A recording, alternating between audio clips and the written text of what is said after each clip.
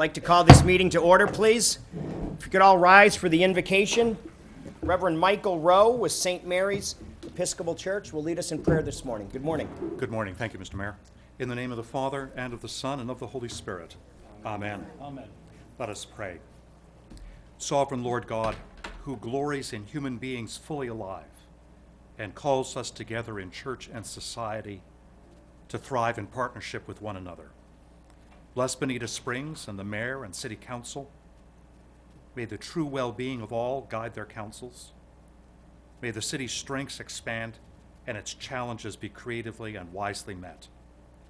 May Bonita Springs be a blessing to all who live and visit here, through Jesus Christ our Lord. Amen. Amen. Councilman Schlachter, could you lead us in the Pledge of Allegiance, please? It'll be an honor, Mayor. I pledge allegiance to the flag of the United States of America and to the republic for which it stands, one nation, under God, indivisible, with liberty and justice for all. Roll call, please. Councilwoman Carumba. Here. Councilman DeWitt. Councilman Slachta. Here. Mayor Simmons. Here. Councilman O'Flynn. Here. Councilman Gibson. Here. Councilman Forbes. Here. Good morning, everybody. Good morning, Mayor. Got a lot of folks here. Glad to see everybody. We're now going to start the meeting with public comment. Members who would like to speak, please come forward at this time on agenda items. Good morning. Good morning, Mr. Mayor, Council, fellow Venetians. It's great to be back here. I've spent a lot of time down in Naples lately, but it's great to see all of you. As you know, I chaired the Outreach Committee, and we had an excellent meeting last night. One of the hot button topics, which I'm sure you are aware of, is Marnie Fields. Now, Marnie Fields, where they play soccer, is a big part of the community of Bonita Springs. Soccer is one of the biggest components that brings that all together. I'm not sure if you all know, but I made some calls and I went over there and I checked it out myself. I took the pictures, I looked at it. Look, 300 families are currently being put out by the fact that we don't have this taken care of. Now, you've seen over there, we're talking 4 fence posts. That's it. That's our problem, 4 fence posts. And I understand it's a little more complicated than that, and as I'm sure Carl's thinking right now in his head. But I don't care if the fence comes down. I don't care if you want me and Juan Romero to go over there over the weekend and put it back up. But the fence is 20 feet before you even get to any place where they're playing soccer. It's not underwater anymore. There's no electrical pole down. It's been 4 months, more than 4 months since the storm. It's time to get those fields open. And furthermore, we have something very exciting on deck for Bonita Springs from our committee. We're actually going to have an international event at the Mayor's Cup.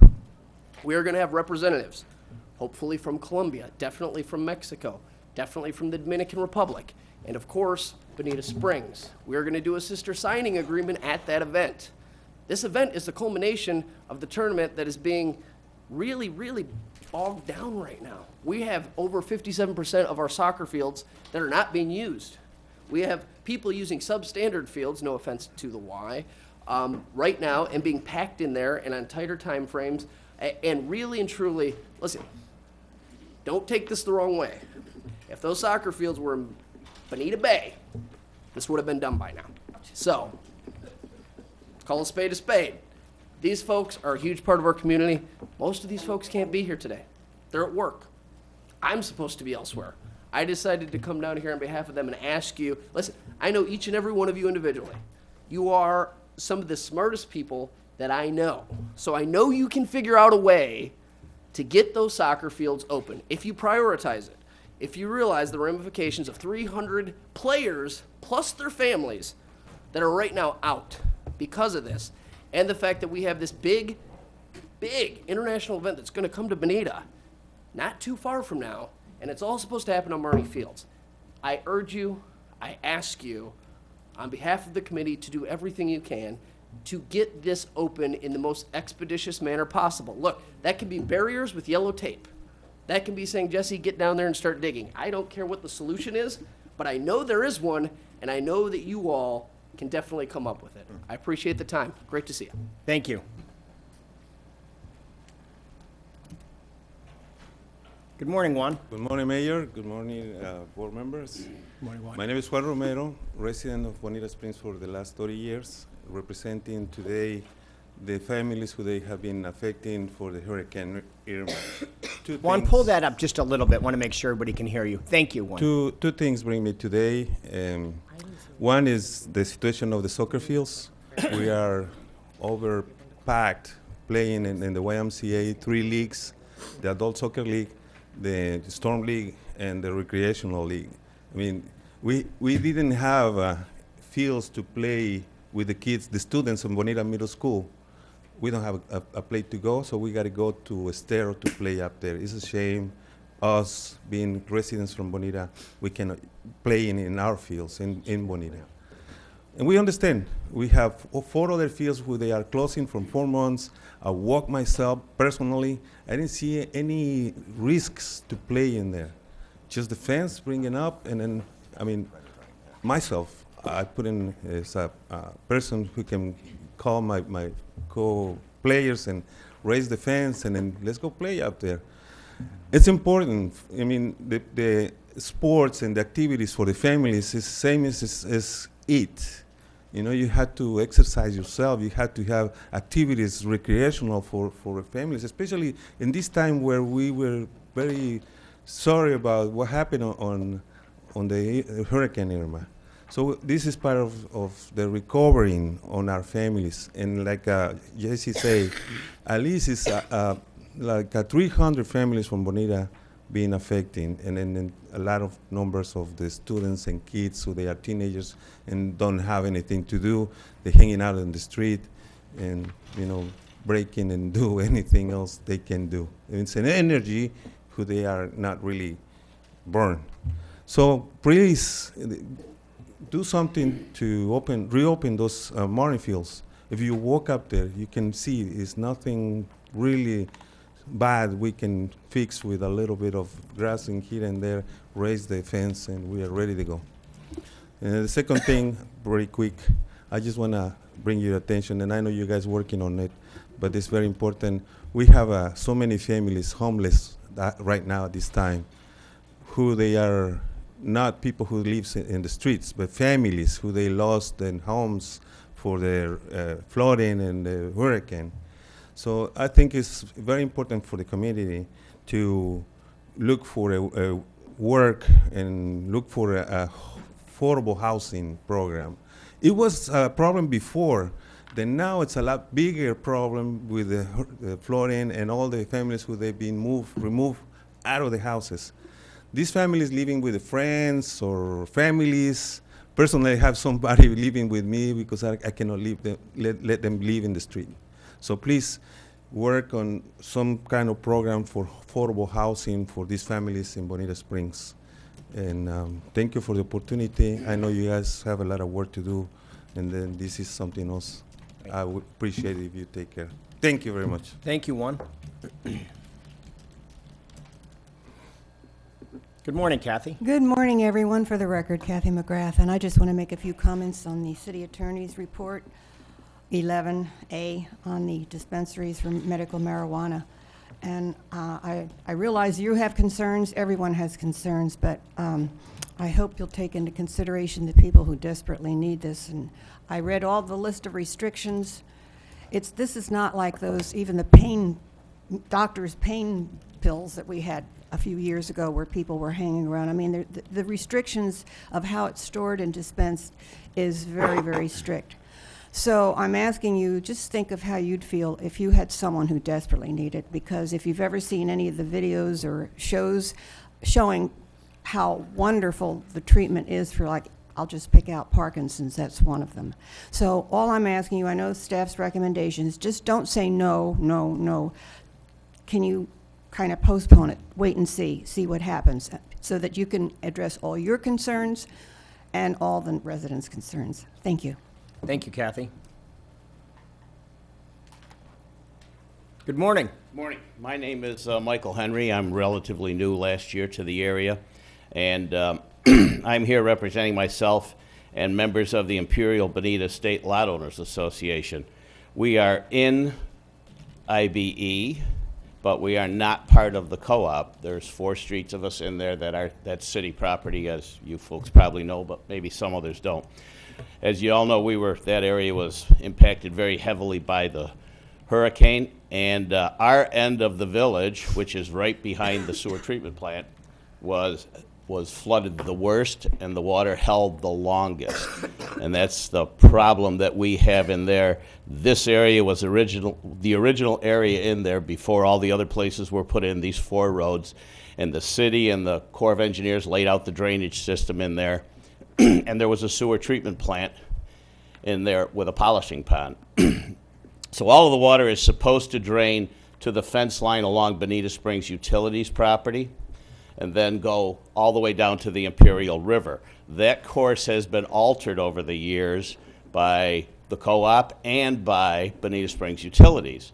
They currently drilled 2 wells in there and are now burying water lines and have built a road all along that former ditch that used to drain out of there.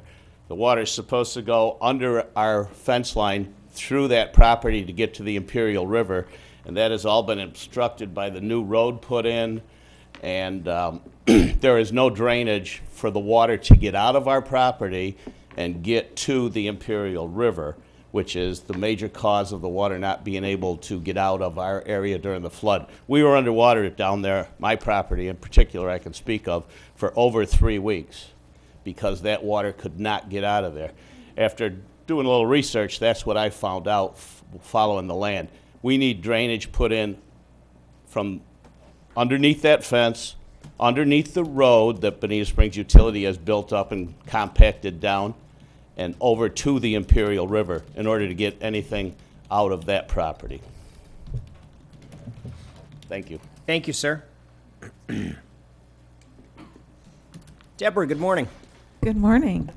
I'm here to speak about the height on Old 41 and perhaps Bonita Beach Road, and I'm probably going to surprise you all. In 1992, I was part of the original CRA, or the second CRA. I was the marketing person for Old 41. And I've at a very young age, because now I'm older, and it's not going to succeed without the height unless you condemn 2 streets to the east and 2 streets to the west. I've repeated this over the years. Some of you are new. It's simply not wide enough. Another issue is the income of the residents that walk to Old 41 to shop and use Benson's Grocery, which has a really good meat department, and the International Grocery, which I shop for specialty items. They don't have enough people with the right income to support a low-density, lower-storied. You have to have a higher to give them numbers. Shangri-La is a storied building with true history. It's fun, it's funky. It survived the great crash of '29, but it's had a couple of investors come in and been denied 10 stories to build a tower for units, hotel units. This is years ago. I'm dating myself big time today. And they couldn't succeed because they couldn't cash flow. So you have a decision to make.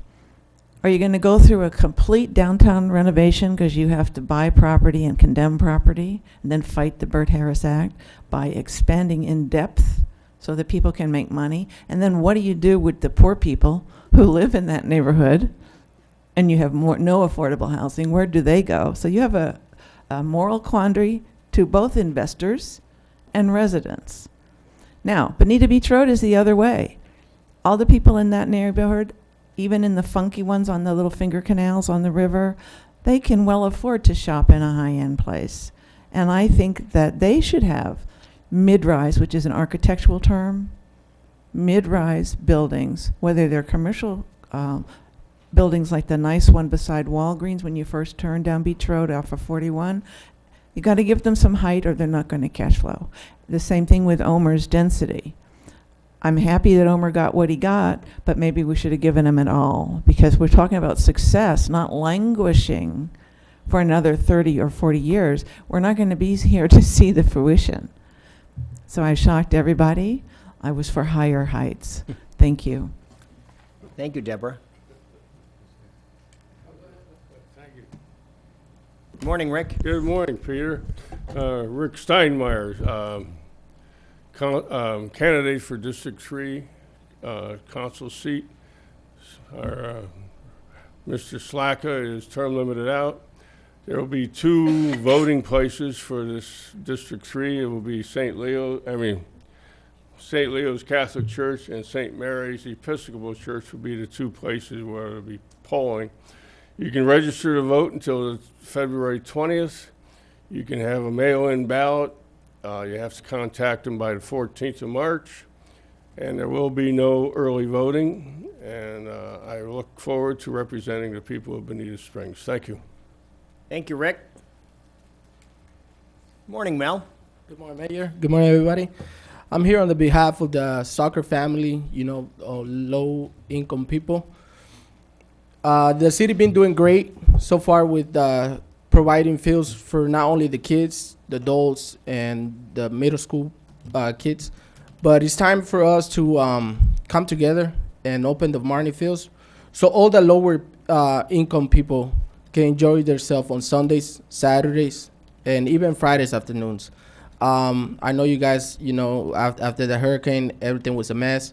But, it's been a couple of months, and let's get those fields going for all the families, not only lower income families, but everybody, like it used to be before Irma. Thank you very much. Thank you, Mel. Councilwoman Simons, good morning. Hey, good morning, Mayor and Council. First, congratulations, Michael Gibson. Because we love you in our district. Second, I am here about Marnie Fields, named after a young lady, a daughter of the man who contributed that property. We talk about doing things, and the Eagles also contributed some property. We talk about doing things to keep government light. This is one of your most government lightest kind of expenses because we cut back on special event funds this year. They put on a special event without any of your money. Yes, we need to maintain those fields. We're going to maintain them anyhow. The fields over at the city, soccer fields near the YMCA, are getting pretty beat up by the use because everybody's crammed on there. So you want to open up Marnie Fields. That's number one. Number two, please consider having a medical marijuana dispensary. We have a cancer center down here with a lot of people who come for infusion. People with cancer do benefit from having the use of medical marijuana. We're not talking recreational, all right? We don't have that in Florida. But we do have a lot of people who are experiencing the pain of debilitating disease. So I concur with our good friend back there, Kathy. And finally, please don't put any height downtown. We fought this battle. I mean, it was pitched. We gave 20 units per acre to Shangri-La at the time. They haven't done anything with it, and they've had the same investor since 1998. Okay? The previous investor had been there since 1962. There was a family called the Cheathams. Ran a wonderful spa, which I worked at for many years. Actually, there was somebody in the middle who we're not going to talk about. But anyhow, Shangri-La is a model, as it is today. We also have an issue that you have put money behind, and that's affordable housing. Don't make it unaffordable downtown and force more families to leave Bonita Springs. After Irma, and I said this at the last meeting, I think this is one of your most critical and timely projects this year is to figure out how to put affordable housing in Bonita Springs and keep it affordable, be it rentals or whatever. We've approved rental communities here, but they didn't stay rental. The Gardens over on Matheson was a rental units, and great, we're going to have rentals, yay. Montera, another issue, same thing, rentals for people who are mid-income, even people who make like $80,000 a year can't even buy a house right now in Bonita Springs. Prices are going up, it's getting very expensive, and we need that workforce, and lower-income people too. We need everybody all together in Bonita Springs. If Irma taught us anything, it was the power of people in Bonita coming together, helping each other out, no matter what your income was, because everybody was in a pickle.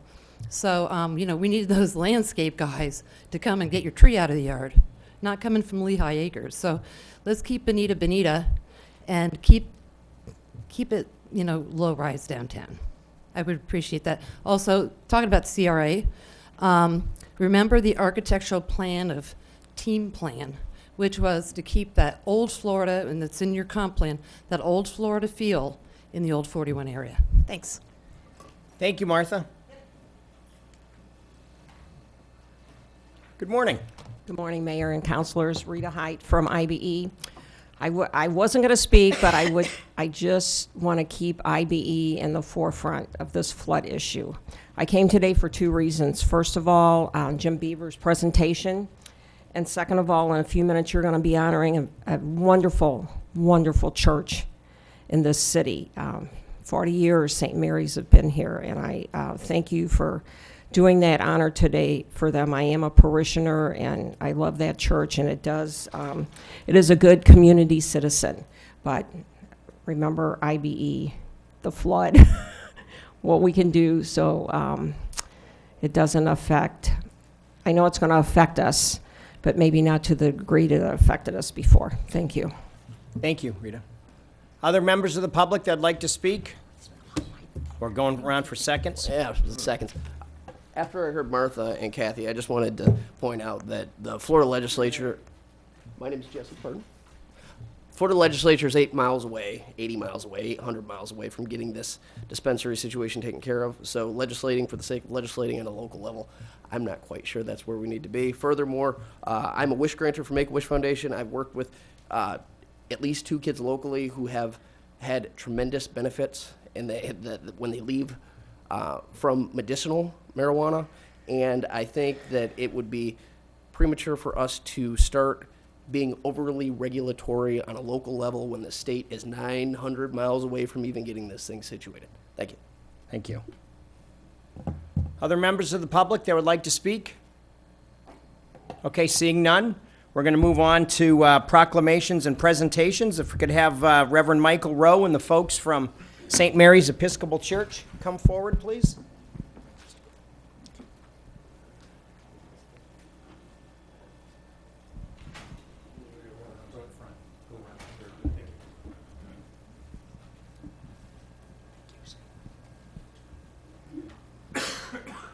Morning.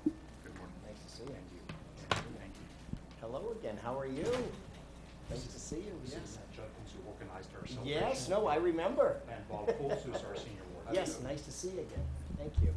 Well, welcome this morning. On behalf of the City of Bonita Springs, we'd like to give you this certificate of recognition proudly presented to St. Mary's Episcopal Church. Congratulations on your 40th anniversary. There was a wonderful celebration that I participated in. Thank you very much for the invitation.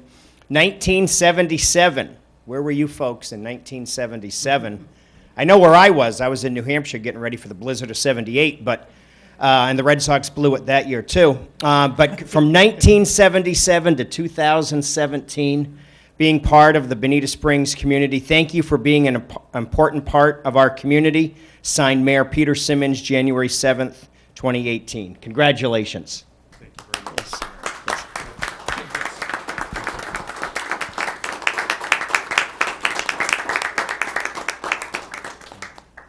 Thank you, Mr. Mayor and members of Bonita Springs.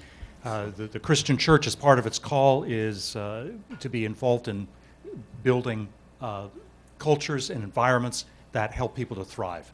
And St. Mary's has been blessed to have that opportunity in a city that seeks the well-being of all people, and we're privileged to be part of it.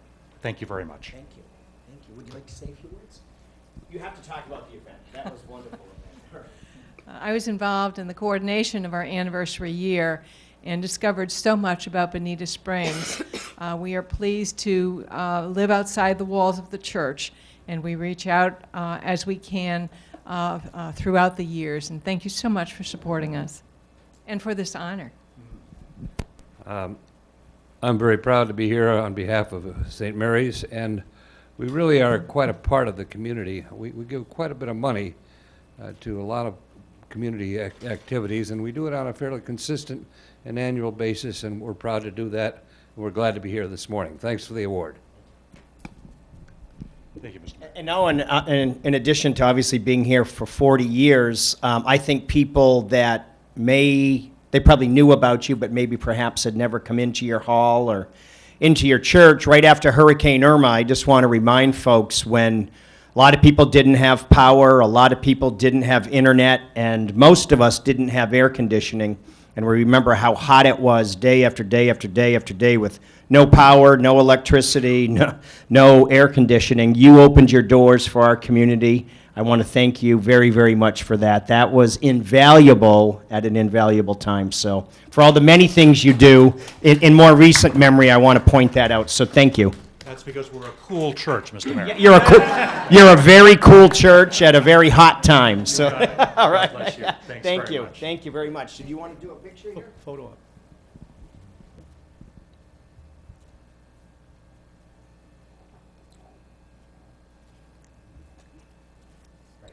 Thank you. Thank you once again. Thank you very much. Deb, Camilla. Oh, yeah, yes. Thank you so very much. much. Again, Thanks we again. appreciate Take care. everything you do. Deb, We Camilla. rely on Yeah. the Thank you. your If I could have Deb Camilla for all come you up do. and her Continue group, another please. 40 Sorry.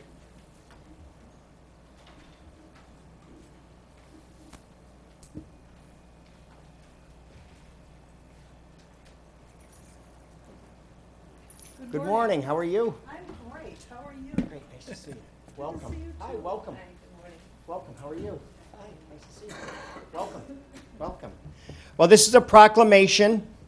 Whereas prevention is working in Lee County, and according to the 2016 Florida Youth Substance Abuse Survey, alcohol use in teens has declined 7.9% in the last 10 years. And whereas $1 in prevention spent on school-age children save an estimated $18 in substance abuse related medical care and lost productivity, and whereas since 1989, the Lee County Coalition for a Drug-Free Southwest Florida has offered Drug House Odyssey, a Lee County prevention event, and whereas Drug House Odyssey is attended by over 1,000 students, teachers, family, community members, and youth group members each year, and whereas Drug House Odyssey provides a vital community message about the dangers of drunk and impaired driving, and whereas the three leading causes of death, of 14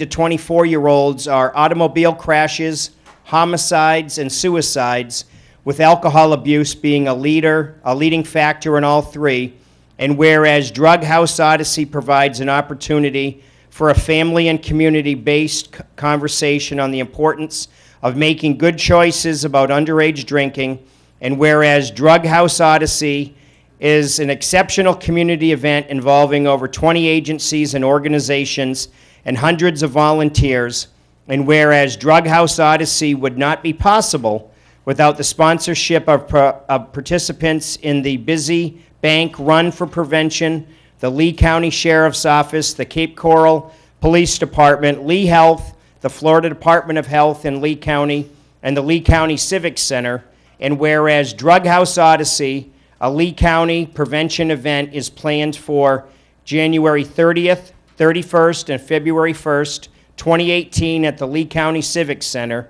Now, therefore, I, Peter Simmons, do hereby encourage our citizens to participate in the Drug House Odyssey event, to encourage our youth to make good choices, keep our streets safe and free of drunk traffickers, and keep our community drug-free for healthy living. Signed, Mayor Peter Simmons, January 17th, 2018. Congratulations. Thank you so much. I would, because I want to acknowledge the fact that we have two deputies in the back of the room that I'm sure we have driven crazy with Drug House Odyssey. Oh, you cannot have 1,000 10-year-olds in a 3-day period without the cooperation of many, many, many organizations in the community. So I want to thank you. We've never needed prevention more than we need it now. And so thank you so much for your support. I'm going to go and take is that all right? Sure, you don't want to be in it? Yeah, we could have somebody take one if you'd like. If you know how to run the camera, you're smarter than I am. You have to be really smart to run a smartphone. Well, I'm a lot smarter than I am.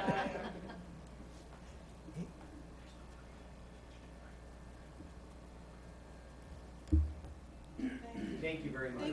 You're welcome. One more. Oh, congratulations. Thank you. We've never, so we'll come and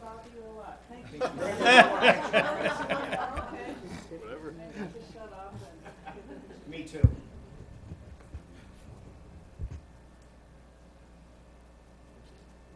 Once again, thank you. So great, thank you so much. Thank you. Thank you, lady. Take care. Thank you. Thank you so much. Very good.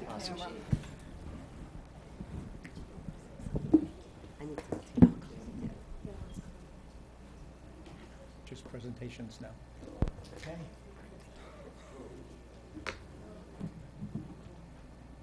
Look at that, an empty chair. I've seen that commercial before. There we go. Okay, we're going to move on to presentations now. And we are going to start with a presentation by JR Engineering.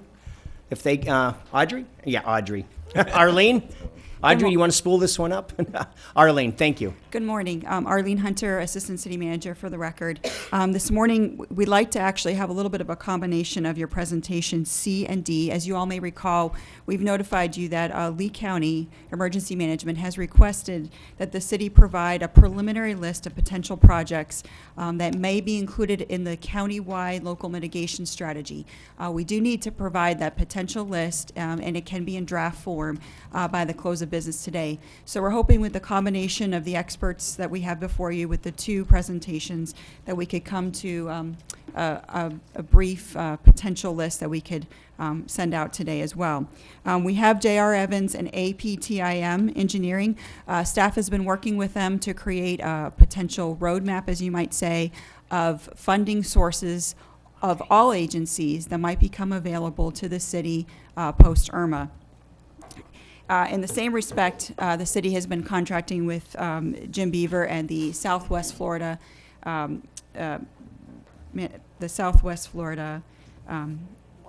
management. No, South Florida, no kidding, planning, Southwest Florida Regional Planning Council. Okay, Jim, thanks. Sorry. Sorry, Jim, I messed up there. It sounds like rhymes with. He's got his king with Yes. him, too. So they, and he will be bringing forward the draft potential projects that he has been working towards. At that point, then there'll be we will be able to bring back up APTIM to ask any potential questions and what might fit best to be in the local mitigation strategy that would get us the most points and would get us higher up on the potential list of being funded. So with that, I've asked Jim to come forward. Jim Von Rintelm. Hey, Jim, how are you, Jimmy V? Welcome. Hi, Good Jim. morning, Council. Mr. Mayor, Jim Von Rintelm with J.R. Evans Engineering.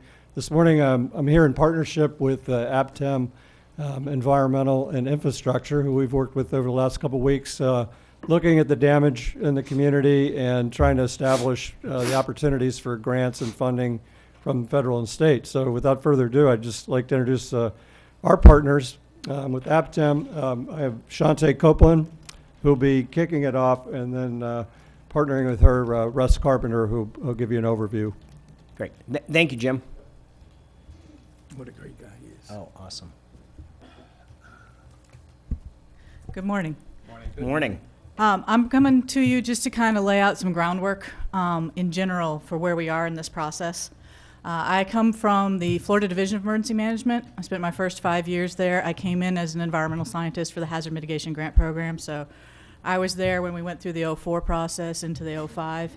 I stayed there for 5 years until I left after Deepwater Horizon, worked in Collier County for 2 years, and then went to the private sector with James Lee Witt, who was the FEMA administrator under President Clinton. So through these various versions of my life, I have a lot of background of watching these things unfold. And I'll tell you, what we're going through in Florida right now is very unique. It's not a recovery process like we've been through in the last 15 years, really, but their big one was 04.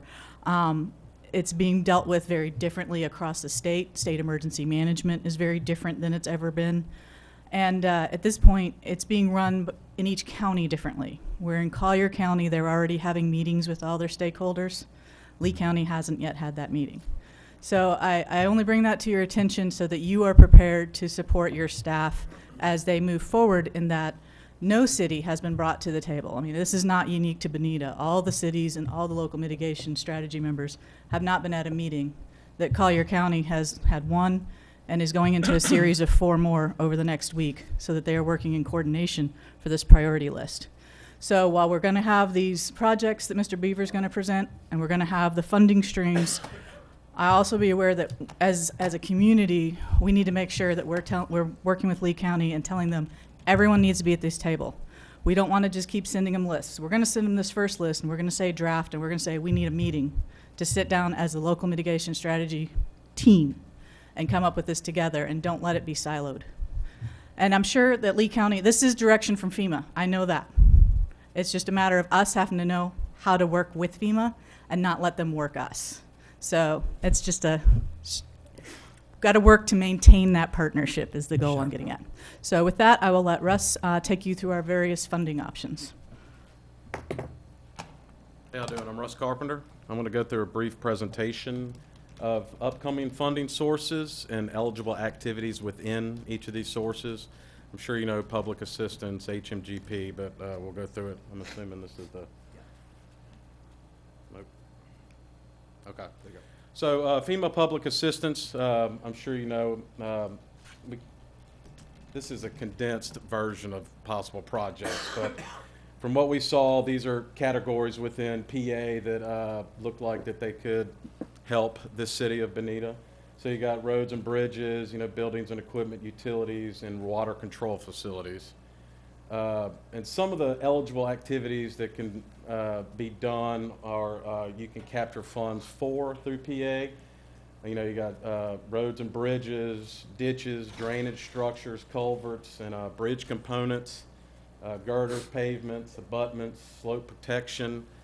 You just need to identify the problems, which I believe Mr. Beaver has some, and then you can prioritize what you can do and then go try to capture these funds via PA. Here's some other eligible activities, you know, interior drainage, flood control, erosion prevention. This includes levees and flood walls, stormwater retention and detention. These are all viable options through FEMA. And the next funding source is HMA, Hazard Mitigation Assistance. That actually includes HMGP, Hazard Mitigation Grant Program, FMA, Flood Mitigation Assistance, and PDM is basically a non-disaster. They call it pre-disaster mitigation. So FMA and PDM does not have a disaster declaration tied to it. But eligible activities within this funding source that should be announced soon. Flood risk reduction, stormwater management, retention and detention, retrofitting of infrastructure, generators for critical facilities, safe room construction. I've also seen, in my experience, elevation of roads, elevation of critical equipment, retrofitting government buildings to make them wind rated. This is the continuation. This is more residential. For residential projects, you can always do elevations. That's always a viable project. Property acquisition is also buyouts, is up there, mitigation, reconstruction. Now you have CDBG, Community Development Block Grant. Now people kind of get confused here, so CDBG does have two sections here. I'm sure you're aware of the normal CDBG, which is annually appropriated. It's viable for urban communities, but we really want to focus on the CDBG-DR, which is disaster recovery. Okay, so that's CDBG-DR is usually for a disaster, named for a disaster or a certain year. So that could qualify here. It's broken out into percentages, admin, public service, and other activities. So admin costs, you know, your basic consultant fees, contractor fees, overseeing the grant altogether. Public service is, these are just some of the examples, fair housing, public safety. But other activities include where this could help is demolition, acquisition, housing rehabilitation, recon, and then the public facilities part of acquisition and construction of streets, parks, curbs and gutters, parking and sidewalks could be helpful for the city. And these are just some of the funding sources. I mean, I could have gone on for a day with the unlimited funding sources that are out there. They have EPA, USDA, Here's some other ones that we could, that are out there that could be available for the city. FHWA, Federal Aid Highway Emergency Relief, they do emergency relief to the state for each natural disaster. Okay, so that's a possibility out there. Federal Transit Admin, it's for protecting and replacing equipment and facilities. So that's another funding source out there. So there are funding sources out there to help the city. One thing we wanted to touch on, a lot of these will have a cost share, a federal share and a local share, as you know. Cost share match is something that you can do within grants in some cases. So HMGP, there's examples where you can actually use CDBG DR funds as your local match for HMGP. So the federal government will give you 75%, and then you can use a possibility of CDBG funds for that 25%, and HUD funds in some cases. And like residential projects for elevations, you can use ICC, which is through NFIP, to cover the 25% for the residential, for the homeowner to have their share paid for. LMI, which is low to moderate income, that's through HUD, which is another option there for the homeowners to help out with their share. You can use cost share. It can be donations. It could be any state entities helping out. It could be a combination of all of them. So there are options out there to help the strain of coming up with that 25% for these projects, or whatever the cost share is with each funding source. Global match is another one. Anytime you can get credit for projects that you already have in the works, and then you can tie in an HMGP project, and you can actually use that work in there as a global match or an in-kind match. So that's an option. That's a very viable option that's used all across the country. And that's really about all we have today until we hear what Mr. Beaver has to say, and we can go for the priorities after that. So at this time, we'd like to have Jim Beaver with the Southwest Florida Regional Planning Council to come forward and present his draft of the 15, 16 projects. And we'd like from there to see where we'd like to prioritize those projects and see what we'd like to forward to the county today. Can I ask a quick question, Arlene, on the county? I'm aware they've asked for this list, but I'm a little out on the context. So this is the first time we're hearing from Jim at all on priorities. And it might be magical strike and bingo, we'll have the solution to everything, subject to Jim's normal caveats that you can't solve the flooding. But I doubt that. So how does that relate to what is going on, and to Shantae's point about what's going on with the county? So to be a I mean, part, we have to give them a list, but I'm sorry, go ahead. Sure. I did have a conversation with Lee Mayfield. I did explain that today would be the first day that the city council would be receiving the draft report from Mr. Beaver, and that we would respectfully request a little additional time. What they said they're trying to do is get a grasp, an idea of the concepts of the types of projects that each of the municipalities will be looking for, so they can start to put some points together, whether we would be looking at all in land acquisition, looking at all on stormwater drainage projects, so more of a general list. He did say that it was important for them to receive that list today, understanding the fact that it is a draft, it is subject to change, and I explained also at this point, I was not fully aware if we would even have cost estimates of those projects as well. That would need to be looked into further. So he asked at this point whatever we could provide to them on that list. I think it clearly needs to say the caveat that this is not our final list, and these are the definite direction of different goals of what we'd like to look at for HMGP funding. If I might add on, so I had a meeting with Roger Desjardins, the Lee County Manager, last week, and we talked at length about this process. And it goes along with what Arlene said, which is they're looking for general type projects to be expected here. They're not looking for specifics. I think they'd like to see dollars amounts to it, but they don't have to have dollar amounts. I think these are more like we've used the term placeholder before. I think these are placeholder type projects we're submitting at a very high level general sense. The process itself is, as you've heard, yet to come. My understanding is there's an ordinance that still needs to be amended as a part of this process, but they do believe that all of the players, including the city of Bonita Springs, need to be involved in the setting of priorities, and also this group will be responsible eventually for not only prioritizing, but also actually working on the allocation of funds to projects. And those funds will be by project, not by city. So for example, Bonita Springs is not just going to get $10 million because it's going to be allocated by projects that are selected by the group. And who's going to make those I'm sorry, Amy. And I have a question. So am I reading you? Microphone. Am I reading you correctly? We don't need to prioritize these projects? Why shouldn't we just put every project we can think of down on this list?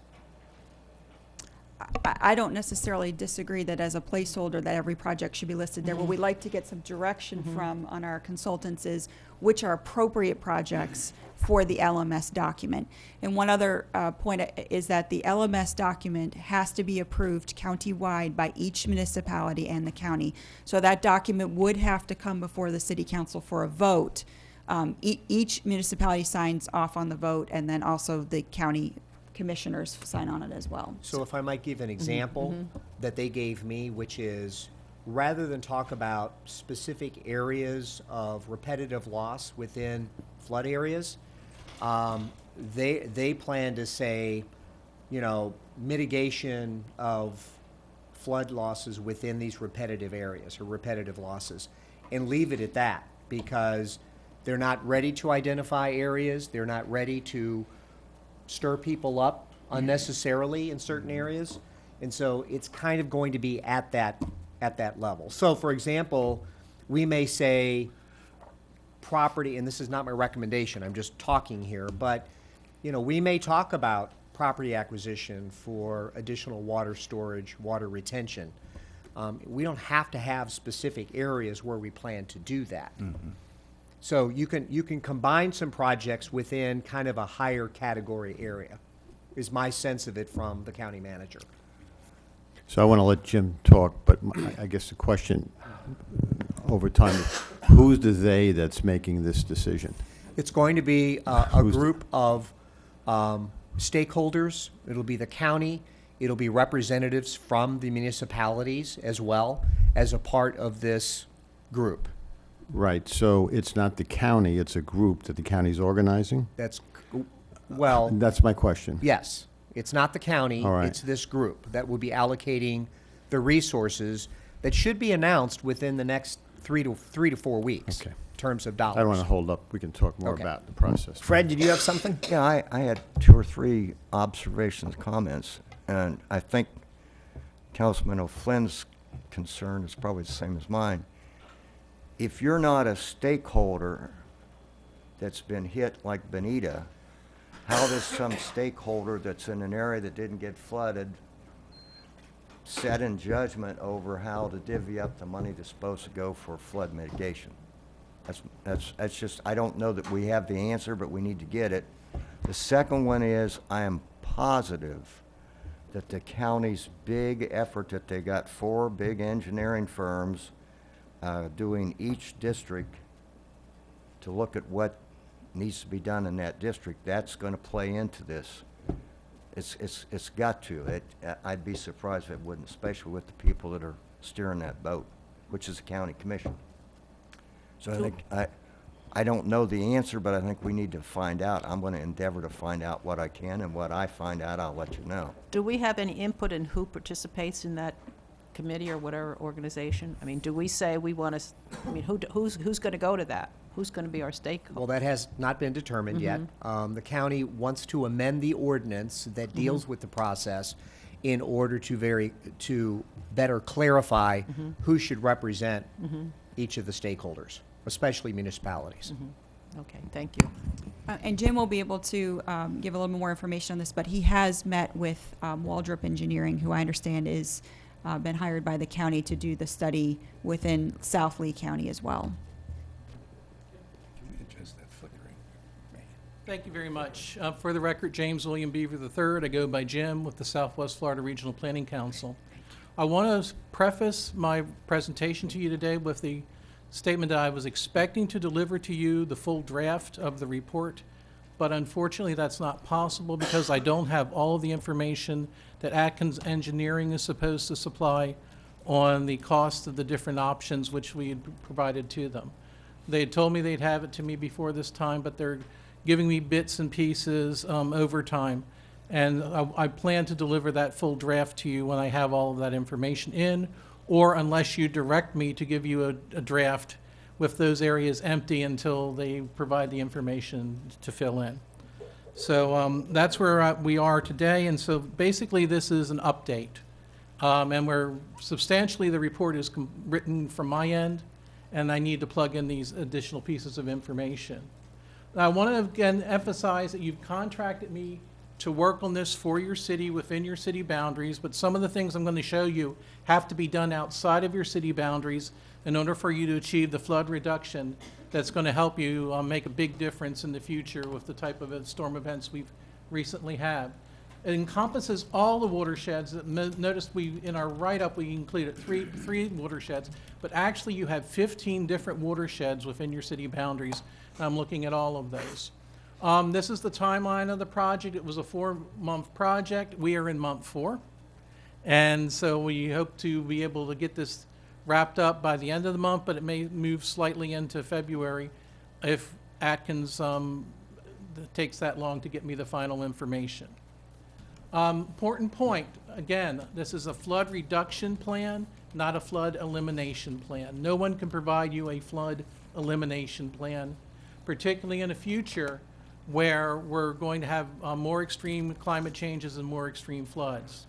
Also, the way that things are designed here in Florida, and in fact most of the world, you do not have a stormwater management system that absolutely prevents flood. It manages them, it handles the floods, it gives you a reasonable amount of time to expect that the flood will dissipate within your community, but none of the existing stormwater management standards in the state of Florida will prevent you from having flooded streets when you have a storm event that's more than the 100-year storm event, which is what happened here.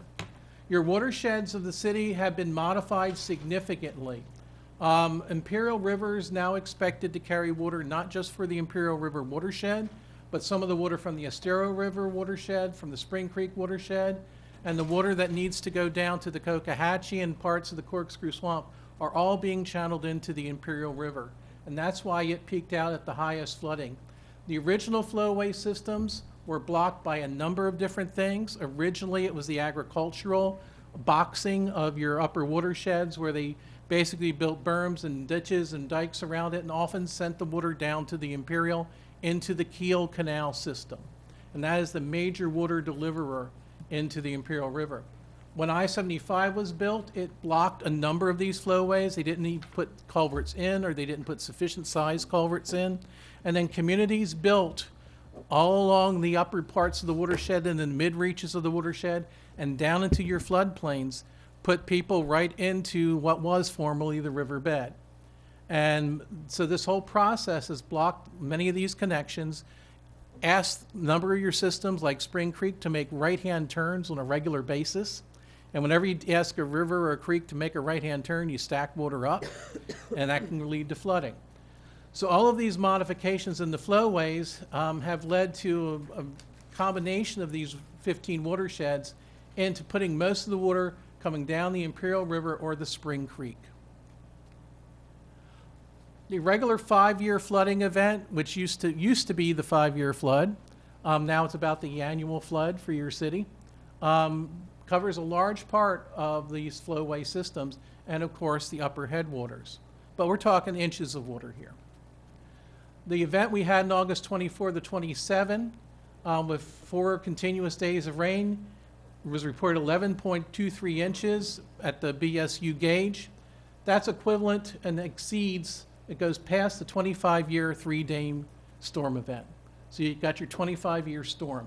And this is your 25-year storm flowway and flooding inundation that you would expect. And this matches up very well with what people were reporting at that time. And then that was followed by Hurricane Irma. And Hurricane Irma's water delivery was 10.11 inches in 24 hours at the BSU. And this heavy rain exceeds the 100-year one-day storm event. So you had the most extreme storm surpassed that anyone plans for in the Water Management District in that event. And that was already compounded on top of the prior event, which hadn't completely dissipated. So some communities looked at 4 to 5 weeks of continuous flooding over their areas. Now, I had a new member of our team, Aiden Bandy, plot the center line of where was Hurricane Irma at different points as reported by the Weather Service. And the path's rather interesting. You'll see it came in at Marco Island. It had 9 to 10 foot of storm surge at Everglades City.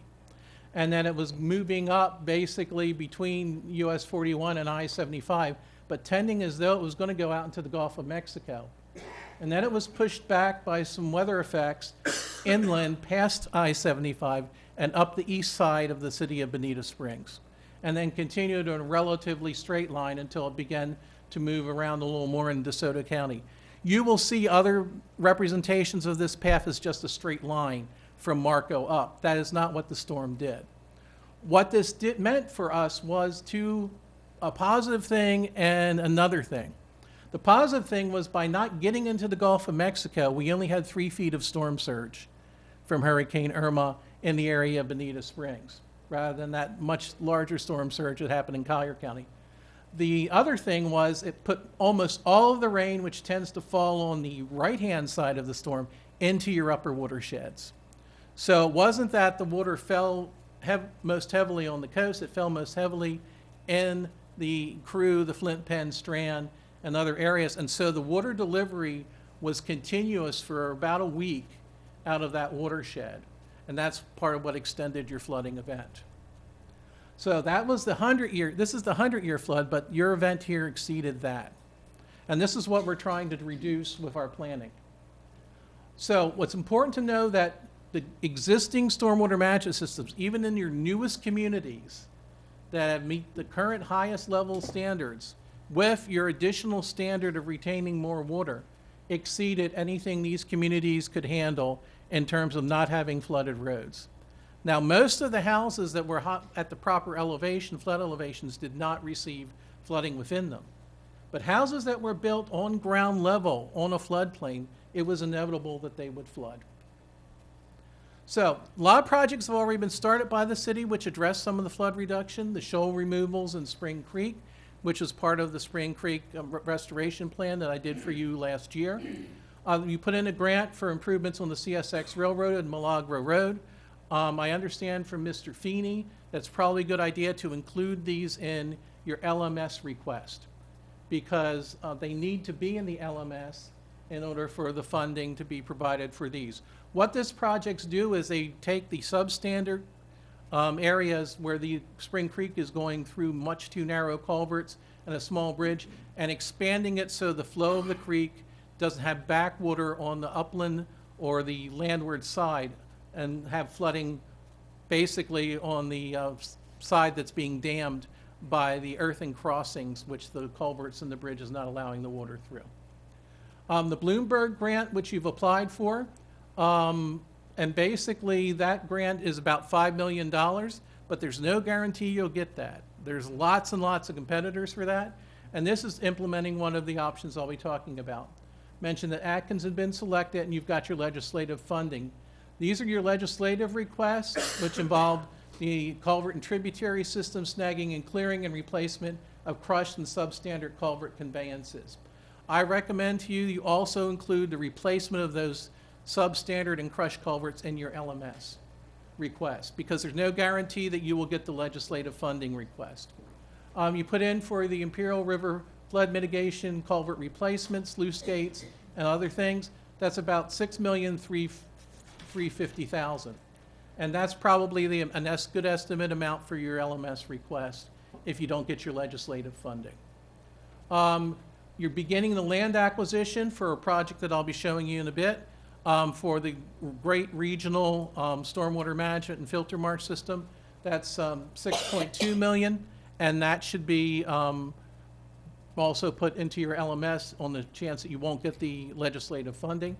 And the Logan Boulevard conveyance system to pass water as it should be going into the Cocohatchee River watershed, 7.35. Now, important to recognize that we've got short-term, moderate-term, long-term, and ongoing efforts. And I would recommend that your shorter-term things need to be in this round of LMS. With the understanding there's going to be future LMSs. So the cycle will run through, and some of your longer-term projects could go into later LMSs or phases of those. So, for example, a project like that regional stormwater management system, first you've got your land acquisition, you've got your design and engineering, you've got your construction, and then you've got your operation and maintenance. So that could be 4 different asks at different cycles of LMS. First thing, blockages in the river and stream systems.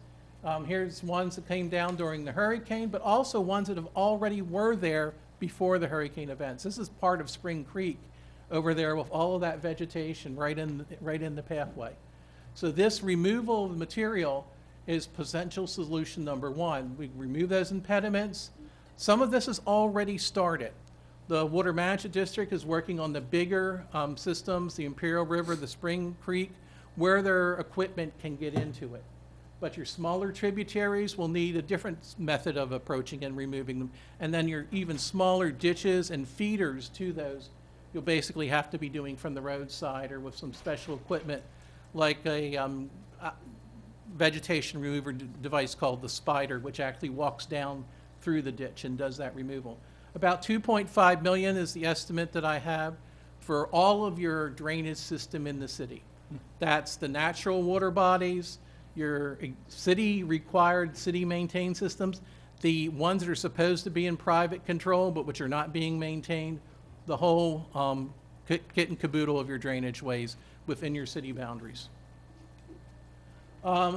Your bridges and culverts and features which allow water to pass through during non-flood events often have earthen causeways, or they're often too small for passing water during a flood event.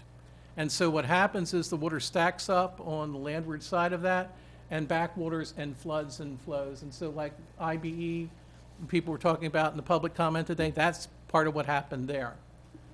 So the idea would be to replace the substandard culverts and bridges with new structures. We could look at using multiple culverts with open span box culverts or a bridge replacement. Sometimes open span box culverts are less expensive than a full span bridge. Sometimes it's the other way around.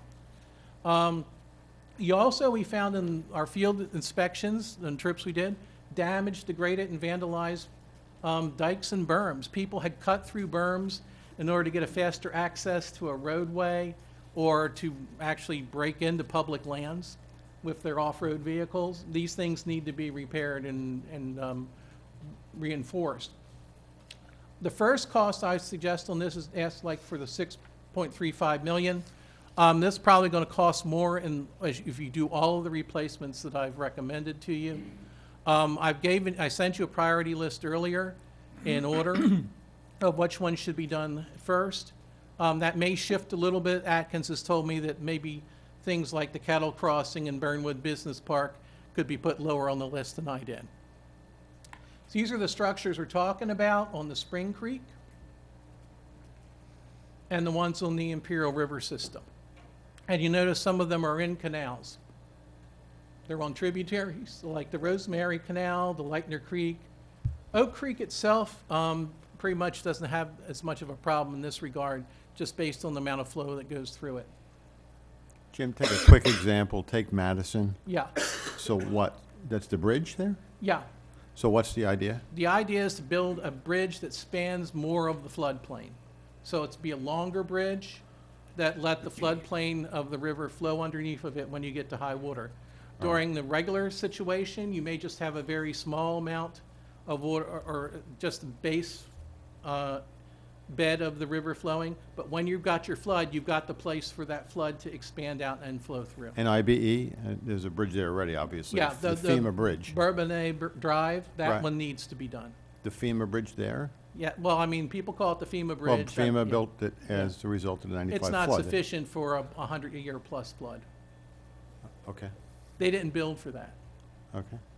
And if you take a look, we went out and looked where the bridge was actually above the flood, but there was water flowing on each of the approaches of the bridge over top of the roadway there, because while the bridge arch may have been sufficient to keep it above the flood level, the approaches to the bridge were not. Okay. Some of these are just plain culverts, and some of the most critical ones are right there along I-75, and that's part of what led to a lot of the stacked up flooding in the DRGR part of the city. And actually, there's also a canal or ditch system adjacent to 75 that's heavily blocked with material and vegetation that did that backing up in the area of the DRGR. Okay, solution number 3 would be to retrofit some of the older committees that don't really have a stormwater collection management system with swales. Estimates are in progress from Atkins. I've given them 3 different communities to provide estimates for some of your hardest hit ones, and they say they're going to deliver that to me. The example that was given by IBE of that part of the community where there used to be a ditch, which isn't there now, is a location like that where this would be applied. Then we have the very large regional stormwater management system, and this would be placed in the DRGR in the area where the mines are today. And the estimated land cost acquisition is $6.5 million. To give you an idea of how this works, and I'll step away to get closer so I can point, you would construct the first phase in this area here. The flowway off of the system, once the water's moved through it, will be through existing public lands and connect over to the project you're doing on Pine Lakes Preserve to reorient the river and back to its own riverbed, and that's how it would be delivered out. What this means is the water that's currently coming from the northeast to the southwest would be caught and moved through this system, and it would not be heading into Citrus Park, down into the areas of Morton Groves, all these areas through here. Major point, so there's no confusion, this is not a reservoir. This is not designed for drinking water, public water sources, or anything like that. This is basically a stormwater management and filter marsh treatment system.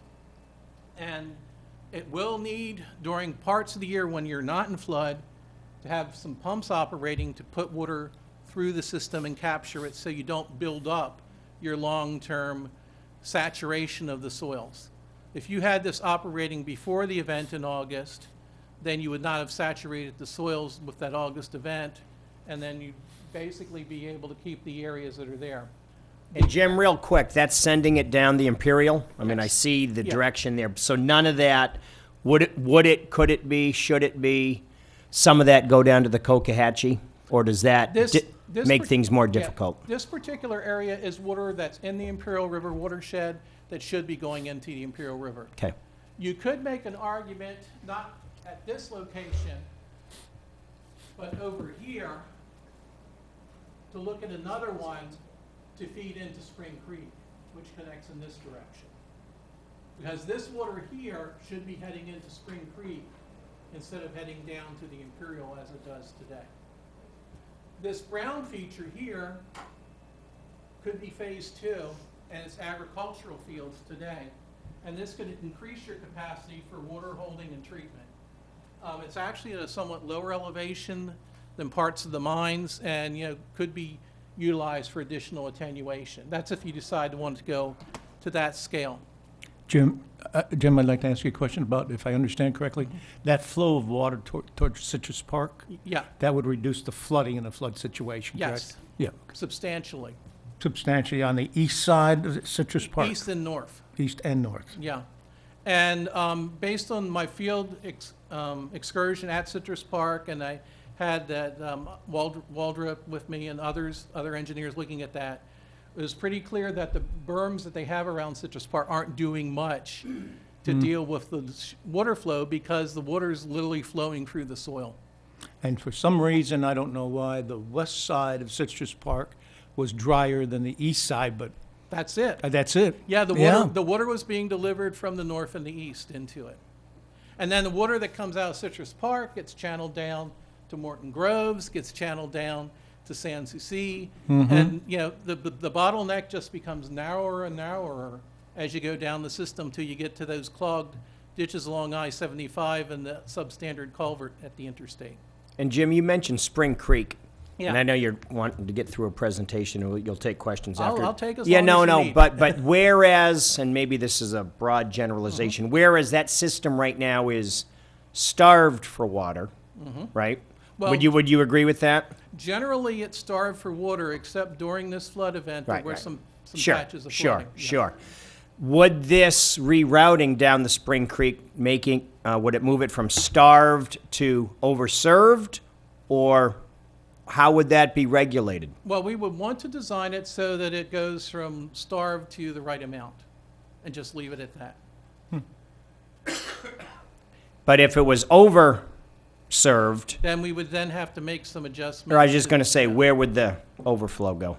Well, one of the potential places that I've looked at for Spring Creek for a regional stormwater treatment system might be that golf course, which is no longer in use.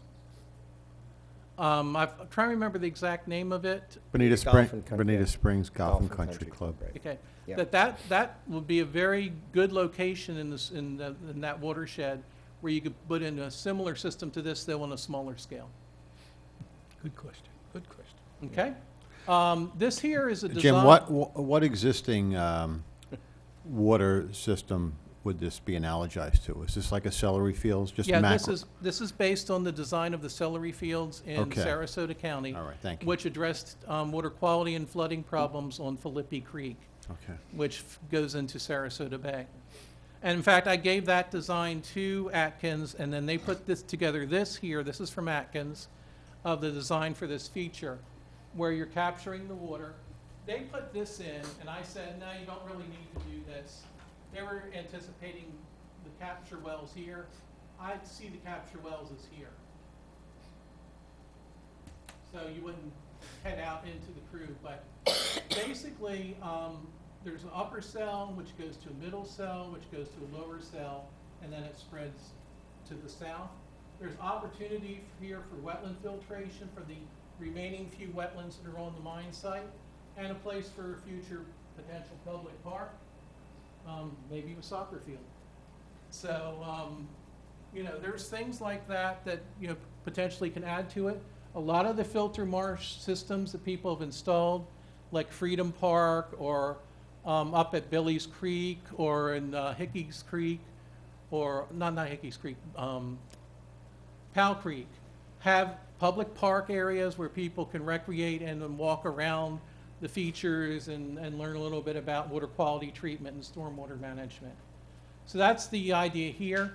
This is definitely a project that I think needs to be in your proposed list to Lee County, but what I would suggest is like the first phase. So, you know, the land acquisition for this, and then of course, there'll be much more expenses as you do the engineering design by official engineers and construction, and then operation maintenance, because this will have to have some level of operation and maintenance on it to continue to feed water through it. Okay, solution 5 is the Kiel Canal, and as mentioned, the Kiel Canal is the major water deliverer. The idea would be to put adjacent water storage features to collect flows that are coming into the Kiel Canal before it gets into the canal and hold it for attenuation. Put in some filter marshes within the canal, and do a series of weirs along the length of the canal so that you would step up the water levels to what's best for the crew. Currently, the canal, which starts here and runs all the way this way, has only one control structure on it, this weir. It actually has levels of elevational change which we could put additional weirs within the body of the canal to hold water up higher and hold more water into the canal, and also let the adjacent wetlands absorb, maintain, and evapotranspire more of the water that's coming down through the crew. One of the bad things about Kiel Canal, on which there are several bad things, is it grabs water that should be going to the Cocohatchee River and sends it off to the Imperial. These flowways should have been heading down through areas like this. There was a natural flowway that came down this way that's now blocked here. There were, in some of the designs, flowways continuing through these communities as they were originally designed, but they were not permitted at the time of the development. And so we will need to find another way to move that flow. And one of those is the Logan Boulevard channel, which would run along the new Logan Boulevard extension. There's another opportunity for another channel system out in the eastern part here too. One of the good things is another thing I'll show you, which is the crew will eliminate at least 1 mile of the eastern part of the Kiel Canal. It's just going to be filled in. And that will help reduce flooding in the Imperial River. I'm sorry, Jim, you're talking about that's crew critical being done anyhow. That part's all going to be done. You don't have Right. to fund it. Exactly, okay. But I do recommend that the step weirs and the offline storage be considered for your list of mitigation projects to be added, suggested to the county. Quite frankly, I think the Water Management District should help fund part of this because they let the Kiel go in the first place. Just pointing out, it's unincorporated Lee County where the stepped weirs would need to go, so that would be something we'd probably need to ask Lee County to also add to their projects. Yeah, this is an example, one of those ones I'm talking about where you've got something that's affecting flooding in your city, but it's outside your jurisdictional boundary. But, you know, it'd be helpful to let Lee County know that they've got a problem that's causing you a problem. Reconnecting the right amount of water to Halfway Creek, Spring Creek, and Cocohatchee could reduce volumes of flooding which come into the city and the Imperial River system. The Bloomberg grant's $5 million. The southern flowway to the Cocohatchee watershed, that one I mentioned, the Logan Boulevard, 7.35 in terms of engineering and construction costs. Basically, the systems here, as I mentioned, have been modified from the historical in green to the current in the dotted line based on the 1995 flooding.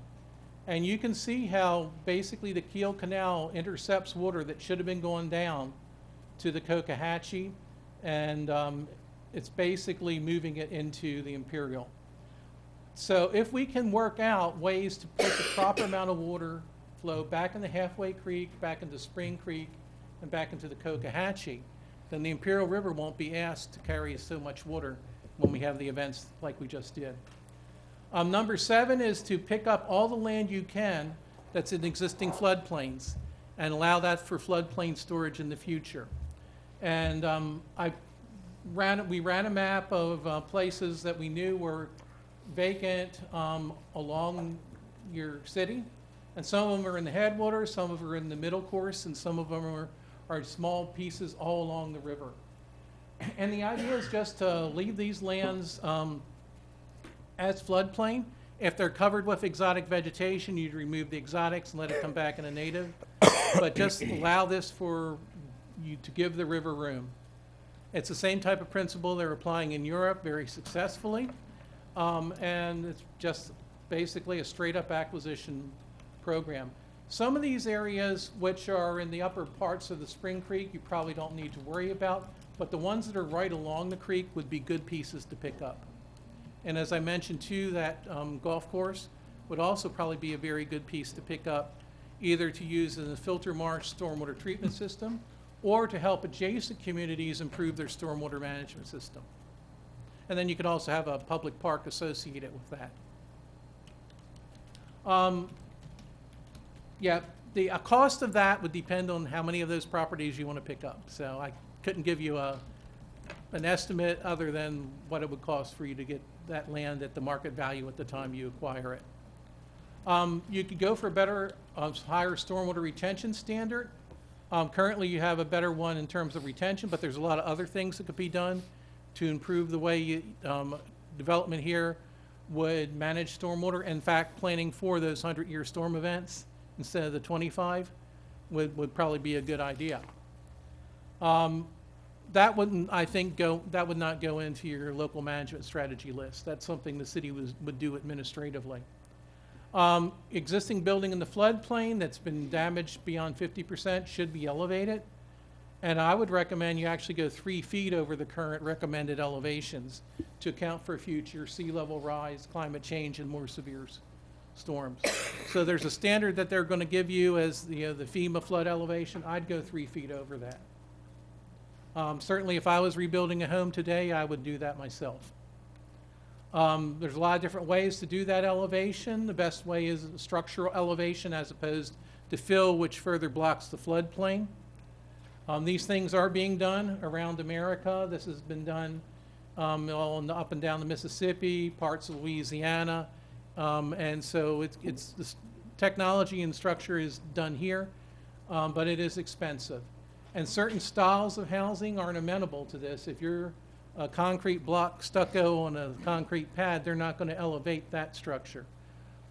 This works best if you have a strong frame and type of house.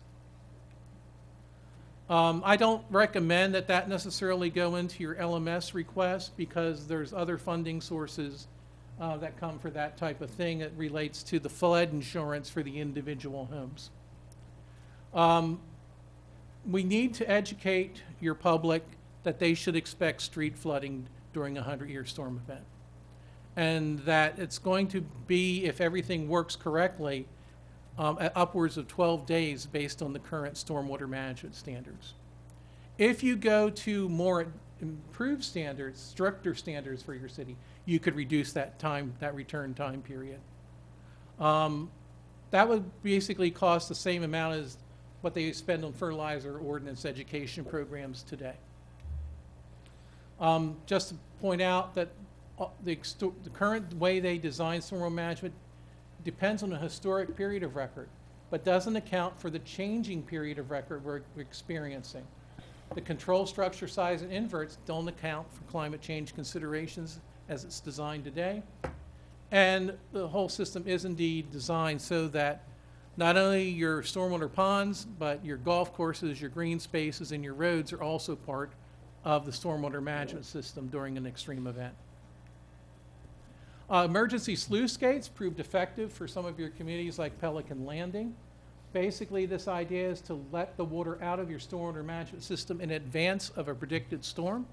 So that way you've got the space and the freeboard in your stormwater management system to deal with the additional rain event that's coming. And that worked for them. There's some other things I would include in the report about improving the way the community could do this from the Water Management District to give them a quicker response. Here's an example of one that's already installed in your city. The cost of this would depend upon how many communities this would be put into. It's only going to work where you already have an advanced stormwater management system, a modern one, like the communities along the south side of Bonita Beach Road east of I-75. You will need to establish some way to fund this. I know you're going to the LMS, you're looking at many other funding sources, but it would be good to have a stormwater flood reduction utility fee that you collect to continue to maintain the pathways and flowways open and to do some of the smaller capital projects you might have. And how you structure that would be up to y'all. I understand you've already put out a request for proposals on this, and so you're moving ahead on this option. The completion of the Southern Crew Restoration Project, which is already ongoing, and they're spending about $4.3 million on, in the headwaters of the Cocohatchee and actually Lake Trafford system. The restoration of this area here, the filling in of the Kiel Canal for about a mile of that, all of this being done through a state and water management district project will lead to flood reduction for your community as it's completed. So your continued support for this project to be funded, you know, when people talk about rating funds like they did with the Florida Forever type funds, this would be a good idea to just continue to support this because it's going to help you. I'm going the wrong direction. There we go. The next thing is, as I was talking to citizens and a number of communities, several of them said, we would like to sell our property and go to a safer place, go to an area that's not going to be flooded. And some of the people who talk to me about this are in some very critical portions of the flowways. And I'm going to give you this option, but I'm not going to be specific about which people. Because if you set up a program that you're willing to talk to people about that, I'd let you and them talk together and, you know, keep their privacy. So, but I will let you know that this could help in a couple critical spots on the Imperial River. Also, you need to prepare for the effects of climate change on your flooding in the future. And I would recommend to you that you do a climate change adaptation plan for your city on the issues of flooding, but also other climate change issues that you're going to need to look at. And this can cost anywhere from $40,000 to $100,000, depending on the extent of public participation you want to do and on which planning entity you contract with. So you'd given me, in the course of my work on this map with all of these alphabetical letters for different parts of the city. I took that map and then added to it with some additional areas, which I took all the way up to the letter Z. And then I created a crosswalk. So for each of the areas that you gave me an alphabetical letter, I gave it a name. You can adjust the names if you want to. That's the way I see these areas, or the names these areas gave themselves, but you may have another name for that community. What water body was involved with the flooding of that part? And then of the 15 options, which of those would apply to those areas? So this gives you a crosswalk of, you know, if you want to address flooding in that particular part of your community, these were the options to do that will all either reduce the amount of water going into that area or help the water that went into the area get out of that area quicker. So Jim, areas like, I don't know if it's on there in same words, but Dean Street South is one of the things. You put a lot of helpful suggestions up here, but one of those numbers up there is individualized fixes in that area? Well, one of those is, well, all of these things here. Okay. This is Dean Street area east. Right. All of those things will help Dean Street. All right. And then within Dean Street, one of the things that we're looking at is actually building a stormwater management system. Okay. Because that community doesn't have one. And then another thing is for people who want to stay there is to elevate their structures. Right, so that stormwater management system is, for example, in which number there? It's like, just an individualized fix. I'm just trying to take one as an example. I think that's number 3. Okay. So anyway, that's where we are at our current progress on this. And within the report, I also discussed some potential funding options, which I've shared with the folks that are working on this with you for specific projects. And some of these, I think, are really partnership projects.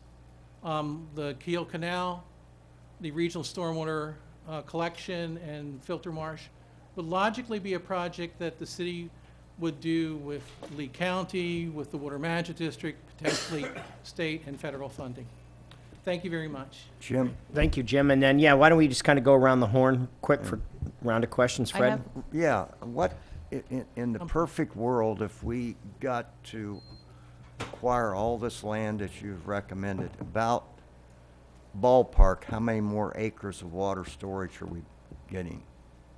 I haven't calculated out the acres, but you'd probably be looking at least 10 square miles of additional water storage if you're able to implement all the land acquisitions that we're talking about. Anything else, Fred? And that wouldn't all be bought by you because some of it involves Yeah. the crew. Right. You good, Mike? Peter? Well, Amy, Well, we're going, He wants to go that way. Go you ahead. want to go this way? All right.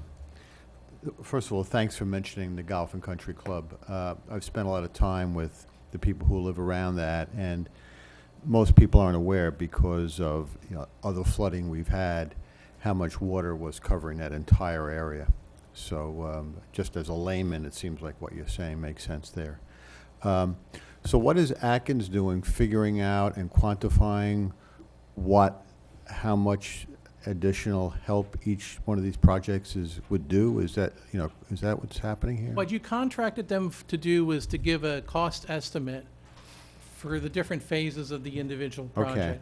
So like if you saw the Atkins slide that I put up there, it's got an area for acquisition, engineering, permitting, Okay. construction, management. So they would provide those dollar estimates for that. Right. For the individual community and Dean Street's one of the ones that I asked them to work up. They worked up what it would cost to build a up-to-grade modern stormwater management system in the Dean Street area. Okay. Because I had in my mind, that's good, but I have like another question on my mind, which I think you were referring at one time as a water budget. So for example, Oh, the water budget. yeah, so I mean, we've heard for the last 3 months, all I've heard about is Logan Boulevard. Wonderful, all right. But I'm also recollecting that at the time of the hurricane, the Water Management District told us the Cocohatchee couldn't take more water, and that's one of the reasons for the 2-week delay in getting those pumps going.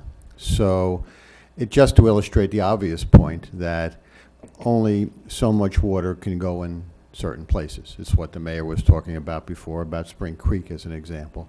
So that's my kind of second question, which is at the end of the day, on each one, at least of the major projects, are we going to have an idea of how much, whatever the proper quantification is, of how much mitigation that provides? Yeah, the project that we've, called, put the watersheds back, Okay. the one that we've gone for the Bloomberg grant on. Right. That's the water budget project. Okay. And that will tell you how much additional water can go to the Cocohatchee, how much could go to Spring Creek, and how much could go to Halfway Creek, and restore those systems back to the flows they should be having, and at the same time relieve flooding on the Imperial. Okay. Thank you. Thank you. Steve? I'm good. Amy? Well, I'm scared because I think we had telepathy here, because that was my question. All these projects, well, thank you for the great job you did. It really is, even though it's not totally done, it's going along in the direction that I think we were asking for, and I particularly want to look at that sheet that you have for the individual problem areas. I think that would be very helpful. But I am curious about how these projects are related to water volume, and because the way I'm beginning to think about this is that we need multiplicity of solutions, and I am concerned that we're going to focus on certain areas where they certainly need to be done, but unless we have some market basket of the other things, we're not going to get the return that we want. And I would like to focus on the things that would give us the biggest, not bang for the buck, but bang for the water volume that we had to address. Let me address this two different ways.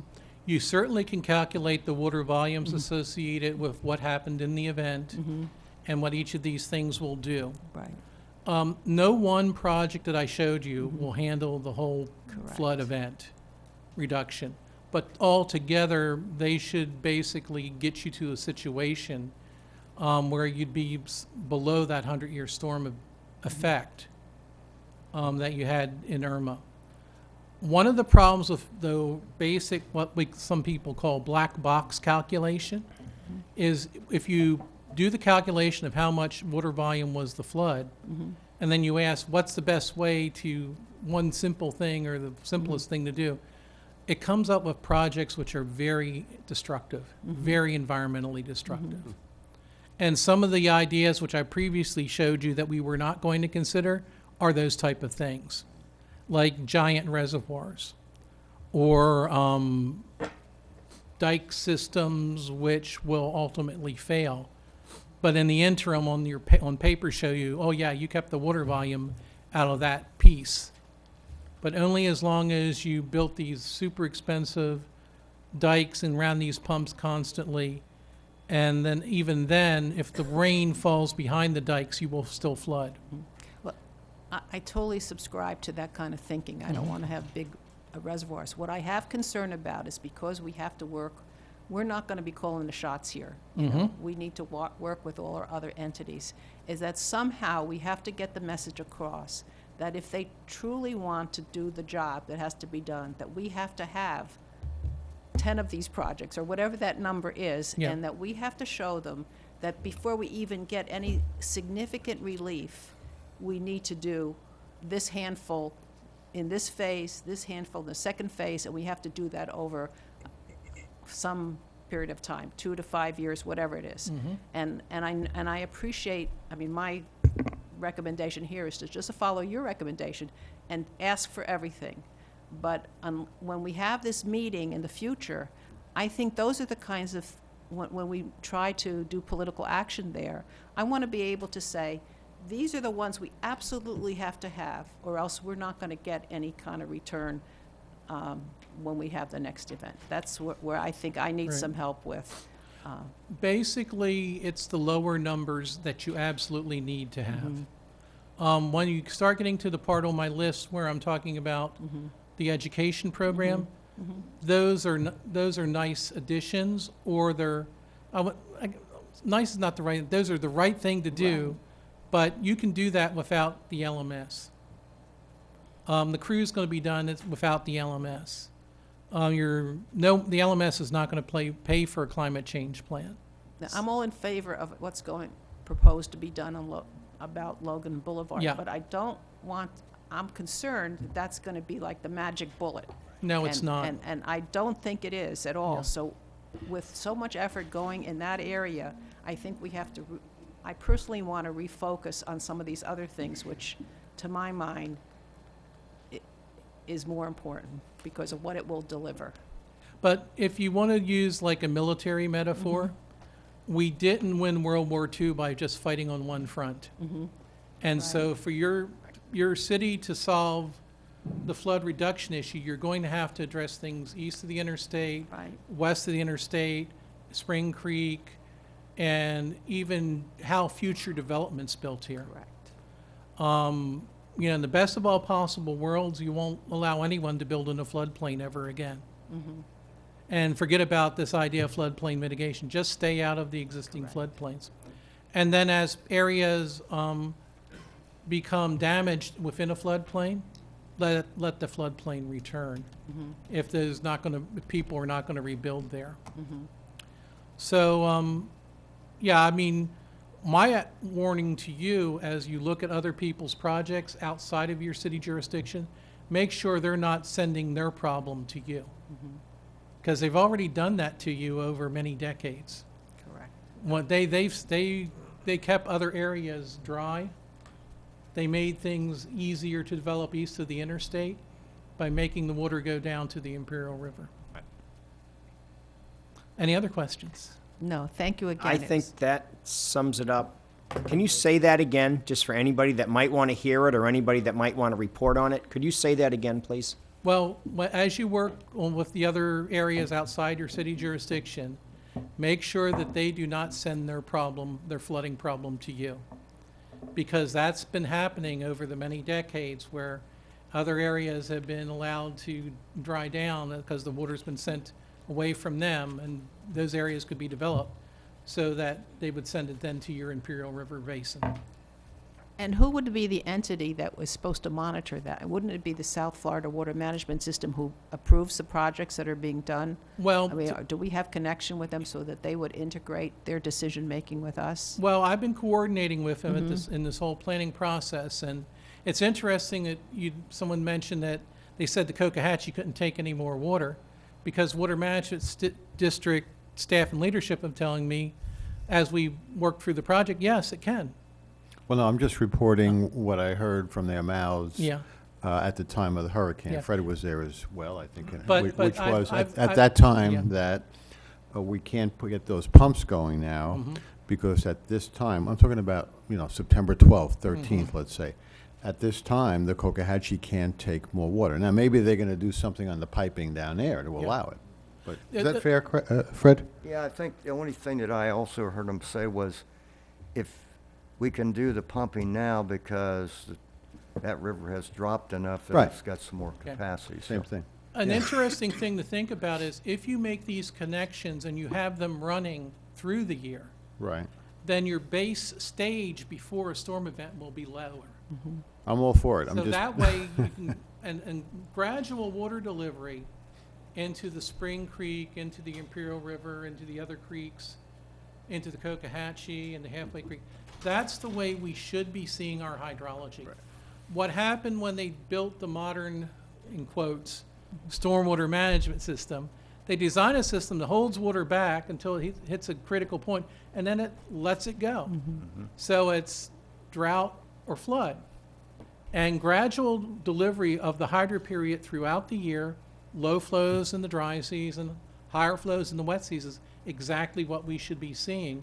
And that way your floods don't peak up so rapidly and so severely when the system's allowed basically to hydrologically breathe in the proper way. I just have one more question.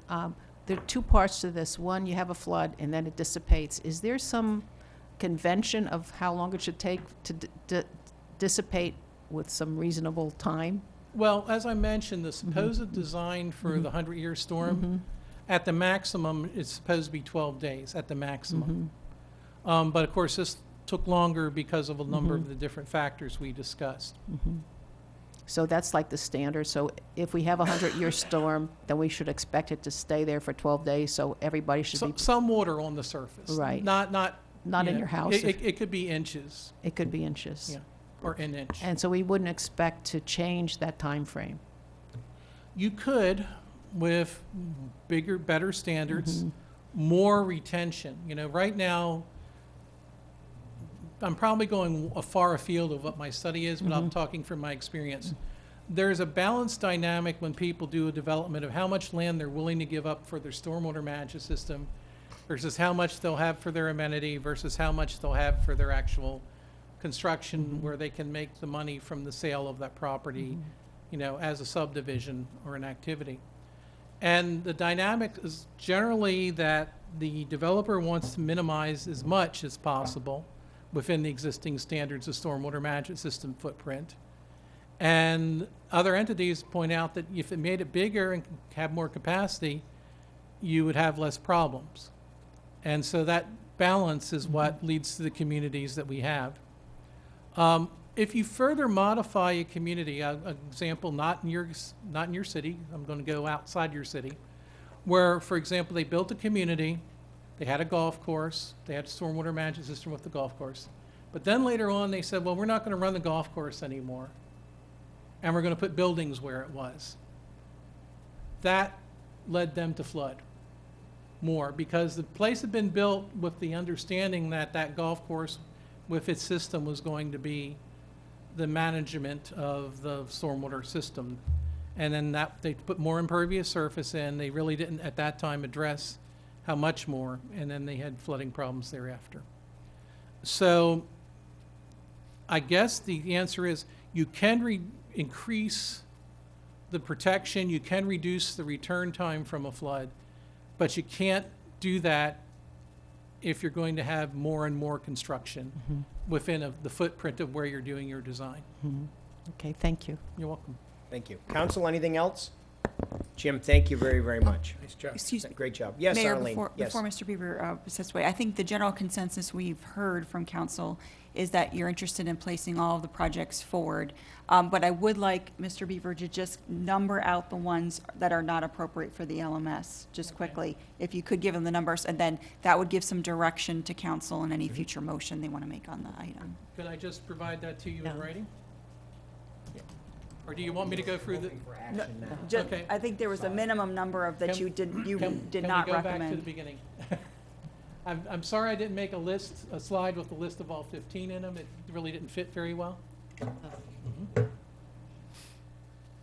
just hit the back button. Just hit the back button? Okay. This will take a little bit. Just don't take any out. Well, there's some that aren't appropriate for LMS. Education. Okay. So, if you're ready? Yes. Okay. Number one, yes. Oh. Number 2, yes. Number 3, yes. Number 4, yes. Number 5, yes. Number 6, yes. Number 7, yes. I mentioned, LMS includes land acquisition. 8 is no. 9 is no. 10 is no. 11 is yes. 12 is no. 13 is no. 14's a little more of an issue. I mean, the city has to decide whether they want to do a voluntary, voluntary seller purchase program. So that, I think, if you decide you want to do it, then yes, but you're not, yeah, it needs the funds. Well, that would be a Yes. appropriate project for the LMS as And I well. don't think that they would, I don't think LMS will fund a climate change study, so 15 would be no. Okay? Thank you. You're welcome. From that, council, any discussion or? Yeah, just a quick, sorry, Ollie. I did have one more. I did receive some comments from Councilmember Caramba specifically about questions about generators for critical facilities, and I do understand that that is an allowable expense through the HMGP program, so I don't know if that is something the council would want to add to the list as well.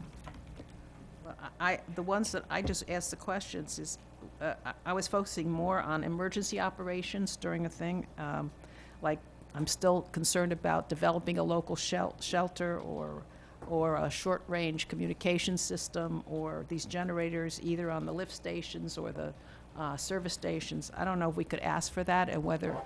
Yes, we forwarded that list to the Yeah. consultants, and all of those are appropriate. So I don't know if we want to put it listed on this list or another list or a different funding, but I think a whole discussion could be about recovery after emergency and whether we need to have any infrastructure or funding for those kinds of things. Because we haven't really, I've spoken to Arlene about having a postmortem sometime in the after the next couple of months are over when we can calm down from all these other things. So. Our consultants can also add a little bit to that as well. So at the end of the day, there's multiple funding streams that can do multiple things. So what we want to do right now is get your priority for the hazard mitigation, because that's going to be the first money that comes in. The CDBG is not going to come out because of the way everything has changed politically. That's going to come out of the 2019 budget process in Tallahassee, which you all are going to have to pay attention to make sure you get part of that, because that's how it's working right now instead of Department of Economic Opportunity doing the process.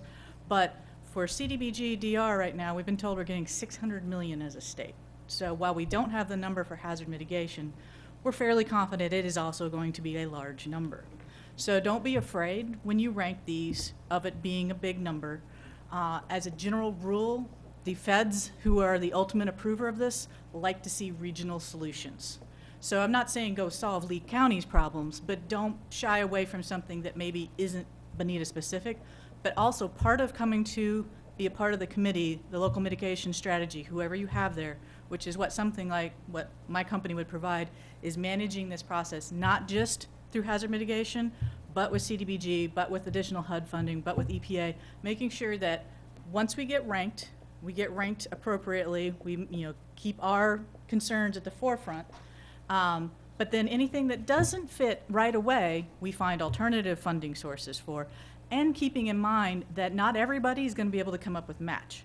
So you may get your top 2 priorities picked for the first round of funding, and everybody else gets 2, and you're like, wait, we had more damage or we're more capable of matching.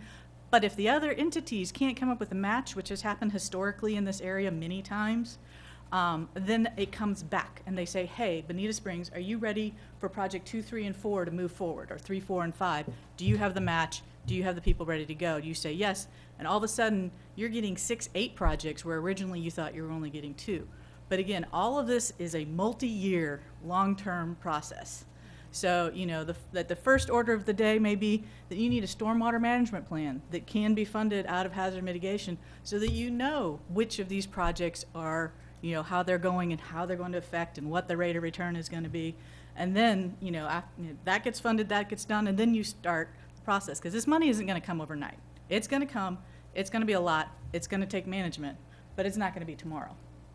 Fred? Yeah, I had one question when I met with your group and Arlene. I think Matt Feeney was there.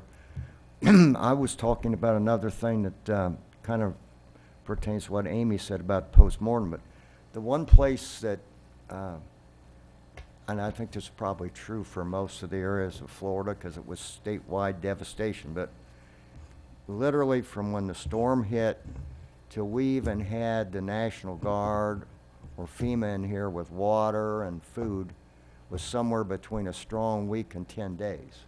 Yeah. And I said, in our community, we've got a number of churches, a Lions Club that have kitchens that are fueled by gas. Can't we put in something to help us get some money that the city would control to put us in a better position where these people that are already here Right. could get supplied up before a major thing like Irma hit us, and they would be that stopgap till the And- feds arrive and the And that's part National of the Guard. whole strategy is you bring your not-for-profits to the table because they're eligible as well. Or you partner with them on a project, so maybe you help them with the match Yeah, part. but we need some seed money to make Right. some of these things. That's what I'm asking. Yes, Can't and we- absolutely. That's what I'm saying. I would They need to highly be part of recommend this. we put something in on that. In fact, I thought we were going to, but Well, and they should be a part of, what I'm saying is they also need a part of the county strategy. So they as themselves, who have that capacity, either need to have someone that's speaking for them or the city that they're in speaking for them to make sure that they're part of the strategy that goes forward to the state of how you want to spend the hazard mitigation money in your communities. So could we get like a placeholder for something, I don't even know how to express it, but just recovery processes, including direct provision of services It's gonna, to well, it's not going to impacted be services. It's people? going to be improving their infrastructure so they have the capacity. It's not going to pay Right, for right. food, but it's going to make sure that they can keep their doors open to Right. provide the food in the event that they need to. Yes, so maybe she could provide the wording there, and I don't know what that would cost. But at the end of the day, what we really need from you guys is your priority of, all of this can go on the list, but we need your priority of what you want first, because in the first round, even though we're not going to be super specific, they need to know what we're going to push for the hardest, because you're probably going to get your first two. Everybody's probably going to get their first two funded initially or approved initially or put on the list initially, and then it's going to be an ongoing cycle of You going need through that this priority process. now? Well, Yeah. I don't see All right, how, well- I'm sorry. First And of all, I think my approach is we're not going to go for two because that's not the way the situation is. No. We'll give them a whole list Yeah. of 15, but your top two are who they're going to see as your priority, even if that's not what you mean for it to be. That's Well, an to that impossible question. point, I've got a major concern with the one being cleaning out the rivers. This is the Yes, same old let's point, take all those right, out. which is this narrative around here that we flooded because we didn't clean the river out, which is just silly, all right? Obviously, that's something that needs to be done and absolutely essential. And maybe I'm wrong, but I just see that train coming down the track, so. Well, but that won't have anything to do with this ranking process. Like, they're not Well, going to that's what- push that's- back on you and say that you can't do that because that's not this. Well, that's what I'm confused about. Yes. Just help me out. Yep. So I thought you just said we had to have, pick two now or three now. No, we need your priority of That's this what- list. We're going to give them That's this what I whole mean. list. Yeah. That's what I mean. Yeah. And right now, number one on there is what we just talked about. That's why I'm raising it. So I wouldn't have that as Right. number one. Right. Okay. And that's what we need from you is to know what your number one Okay. is. That's, Could we do something like restore all flowways? How's that for a project? That's a little loose to be able to write a grant proposal around. It would need to be, again, I would highly recommend you want a stormwater management plan so you know how to restore your flowways. We can't restore the flowways until we have a plan of how we're going to do it. And off that plan, here's step one, here's step two, here's step three, here's step four. With this drainage project, this buyout, this land acquisition, da-da-da-da-da, enlist, because each of these funding periods are going to come out in such a way that you can do this project with this pot of money, you can do this project with this pot of money, you can do this project, and they build upon each other till at the end you have this, and it's what Louisiana's been working on Katrina problems that they're still in the middle of grant writing for hazard mitigation 10 years later. So it's not, this is nothing overnight. This is. Well, isn't that what Mr. Beaver just presented us, a stormwater mitigation plan? He gave you a list of projects, but even within that, it doesn't, you have to decide within that of those projects. And the plan that, I wouldn't call that a full, would you call that a full stormwater management plan, or those are just proposed projects that could solve a problem? This talks about things that you would do Within a plan. within a stormwater management plan, but I didn't put together for you a specific engineered plan for Dean Street, or a specific, if you replace the Bourbonnais Bridge, you replace the existing bridge of this with the new bridge of that. So a plan gives you the That's whole, something and that I'm you not saying you would do everything in a plan. A plan just gives you all of your options and lets you know what it fixes, and then you have that to move forward for as you get grant funding opportunities to apply to this priority, this priority, this priority. Well, if we're being asked to come up with priorities off that list, which we don't have in front of us, but I would go for water retention projects, major water retention projects. And part of the reason I'm saying that, and I know Fred, you've been and Peter kind of leading on this, is the notion about cleaning out the river. That's apple pie. Everybody's going to be for that. So we put that as number one. Congratulations. All right.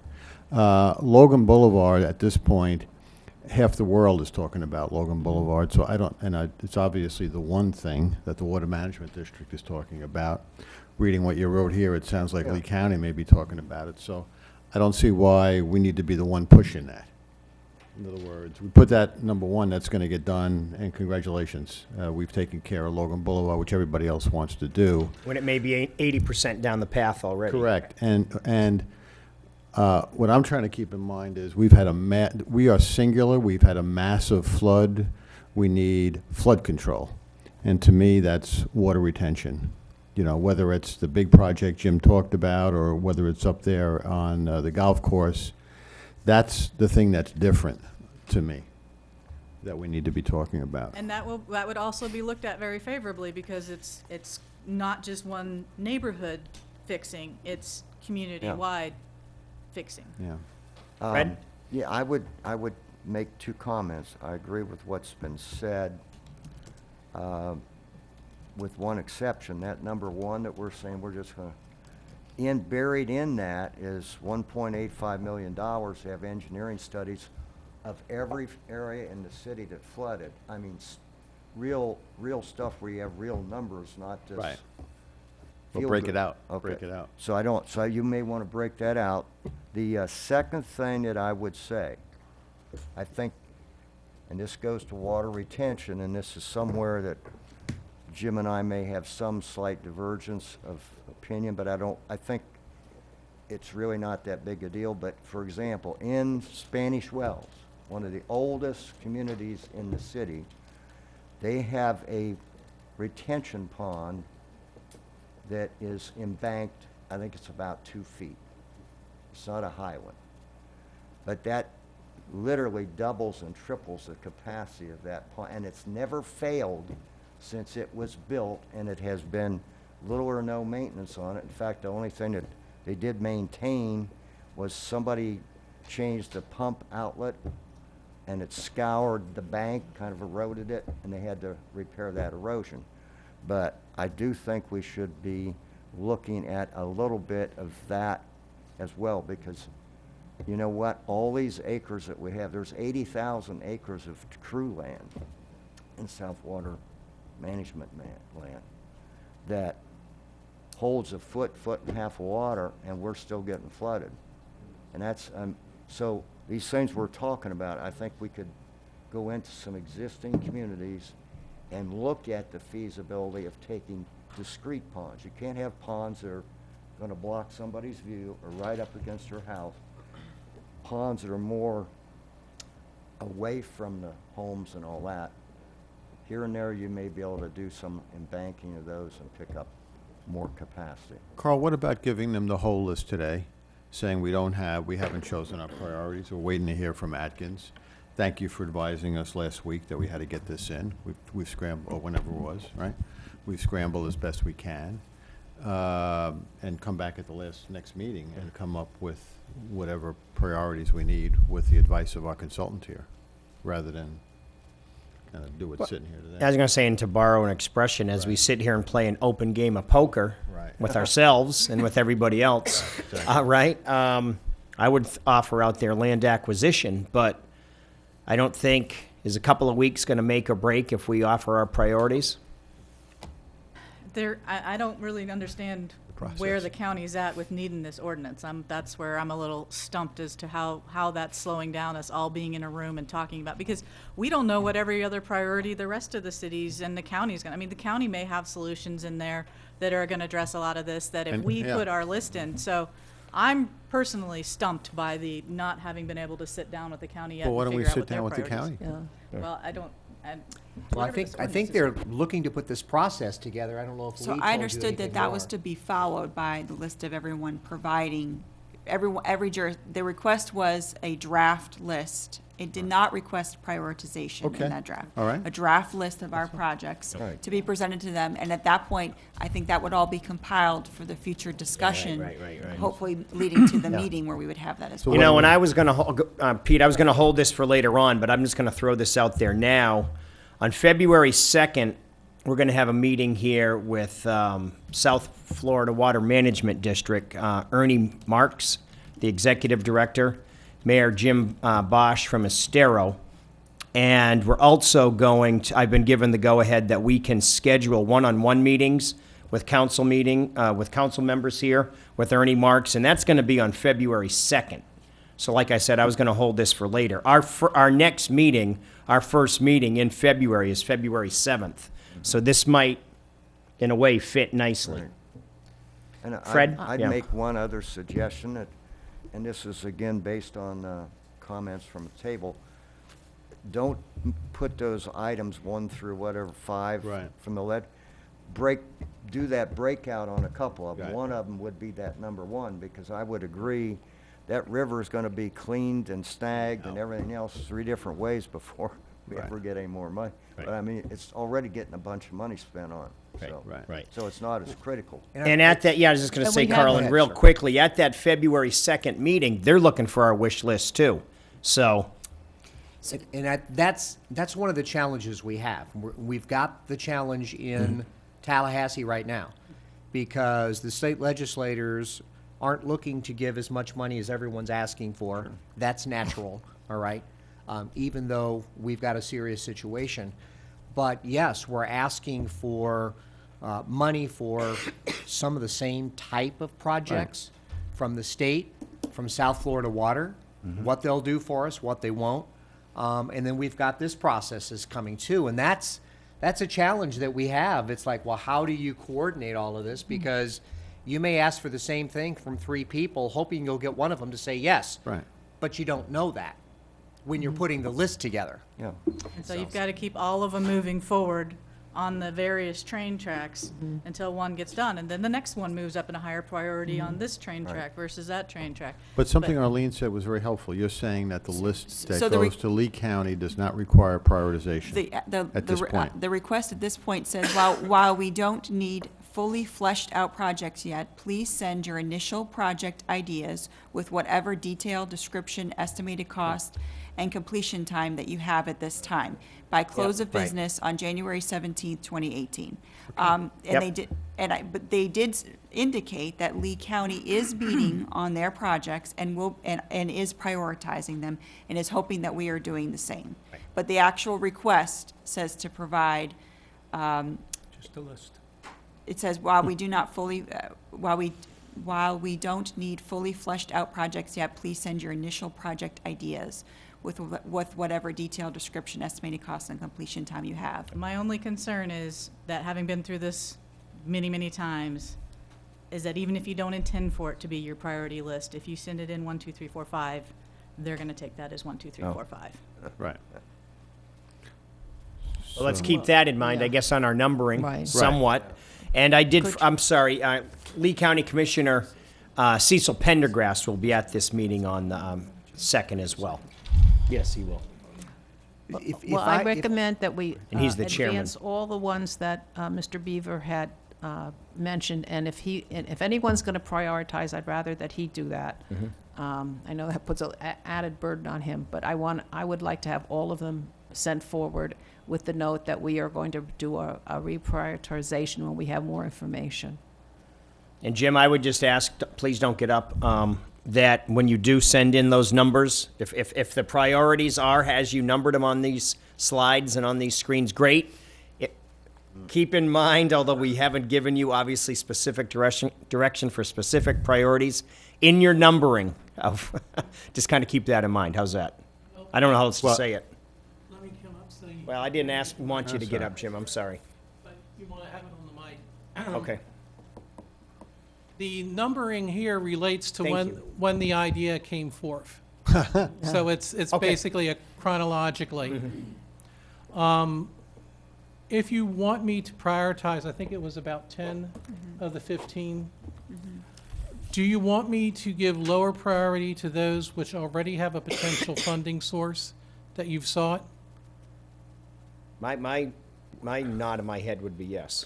Yeah. Well, My with- specific point is Right. having to do with cleaning the river. Yes. Cleaning the river. And also clean- Logan Boulevard, where everybody in the world is Well, focusing on. That's an Right. example of something where you've already made a request to the legislature.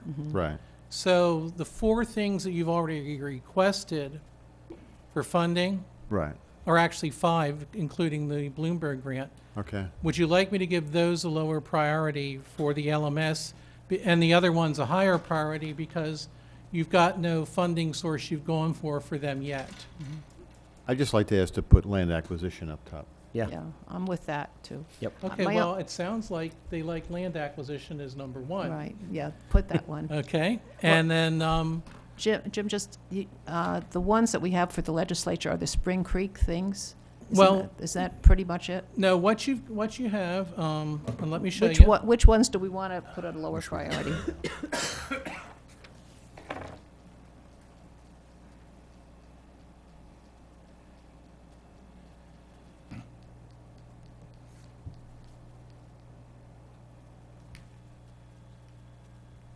Okay, the culverts and flowways and conveyances you've asked for.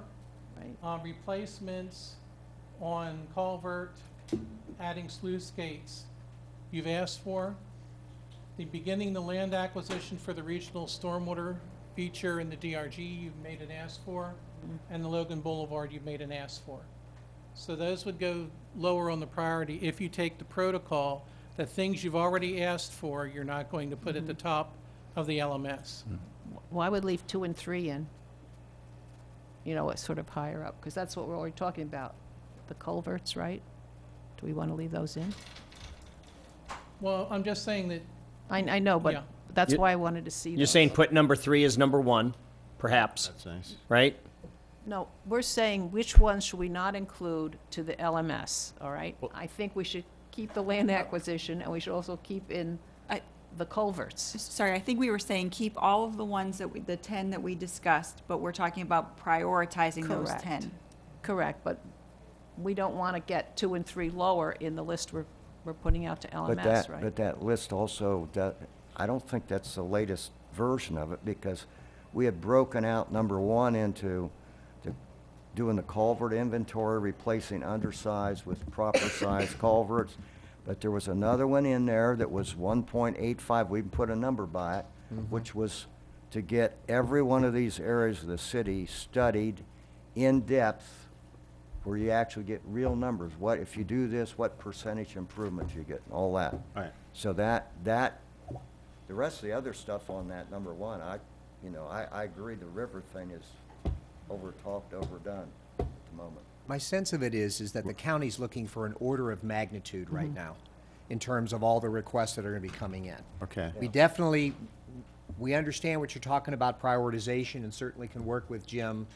But my understanding is that if a request has been made, that action has not yet been taken on, that's still going to be, for example, land acquisition. It's number 3 on the list. It doesn't necessarily mean that's the priority even in Tallahassee. Right. But we're looking for funds for land acquisition. So that could certainly be a number 1, even though we're asking for it from other people. Right. In terms of the Imperial River, that's something that is likely to get taken care of. So that's one we would break out and still leave requested funds for the engineering study that Councilmember Forbes has been talking Makes about. sense to me. So we think, I think we can probably get to a prioritization with Jim as long as council's comfortable with that. And again, we will put in caveat to this list that while it may appear that these are the council's priorities, please understand these may change. You know, we do want to put that kind of wording in there. I think they're looking for an order of magnitude, and I'm sure it's going to be huge countywide. Yep. I think that's all right. Council? Yep. Okay. Thank you. All right. Thank you. Suggestion, why don't we be sure and put on the list a couple places, everything we send them. Please do not construe that any of these order of what we're listing at all relates to a priority that we may set, that we'll set at a later date. Yep. Put that Yep. disclaimer in there. Okay. Probably won't do any good, but it doesn't hurt. Great. But can I make Thank another you. suggestion, which is, in terms of Shanti and Arlene and Carl, somehow try to jigger having a meeting to talk about this stuff Right. and force that. Yeah, we'll press the county on. We'll press the county on additional steps and timing. Yeah. Yep. And could council have a written material that was been presented? Because especially, are we going to get a written report? Because I couldn't follow it on the PowerPoint. Can we get it printed? Well, oh, you mean the PowerPoint? Yes. Yeah. Yes, Absolutely. for both Absolutely. the presenters. Right. Yeah. And I think Jim indicated that the report, when completed with all the information, will be forthcoming as well. Well, I want to send you the draft when I've got all the Correct. information that Atkins is to provide me. Or if you direct me, I will send you a copy with areas with that left, with a big thing that's written on it. Well, let me ask, when will that material be in from Atkins? When they send it to me. Understood. Yeah. When did you ask Atkins for I it? asked them for the material before Christmas. Oh. They told me they'd have it to me on January 12th. Yeah. I received some of the first material on the 15th. But what was the date that you originally asked them for the information? Before Christmas. What's your, Before the Christmas holiday. okay. And then we talked about doing it over, I worked on this over the Christmas Yeah. holiday, and I asked them if they could send it to me over the Christmas holiday. But then, we had further discussions, and then they said it'd be available on the 12th. And then they asked me for more lists of specifics, which I provided them. And then they began to give me some of the first parts of it on the 15th. I'll call them up. Yeah. Okay. Thank you. Council, anything else on this? Just real quick, obviously, a lot of this is private property. We're not being presumptuous with respect to it. We're just taking Jim's ideas and Right. progressing. Yep. Okay, great. Item E, a presentation, another presentation. I'll just leave it at that. Yeah. Still good morning. Dr. Banyan with Florida Gulf Coast University and her team are here to begin the process of the optional ear-based amendments. She'll also be talking about the upcoming workshops that we were going to be holding during season as well. Welcome. How are you? Hi, good. How is everybody? Great. I have a relatively, this is a new clicker, so somebody might have to help me out with this. I have a relatively short presentation, just kind of as an update to what we've already talked about, and then to present some thoughts and some additional dates.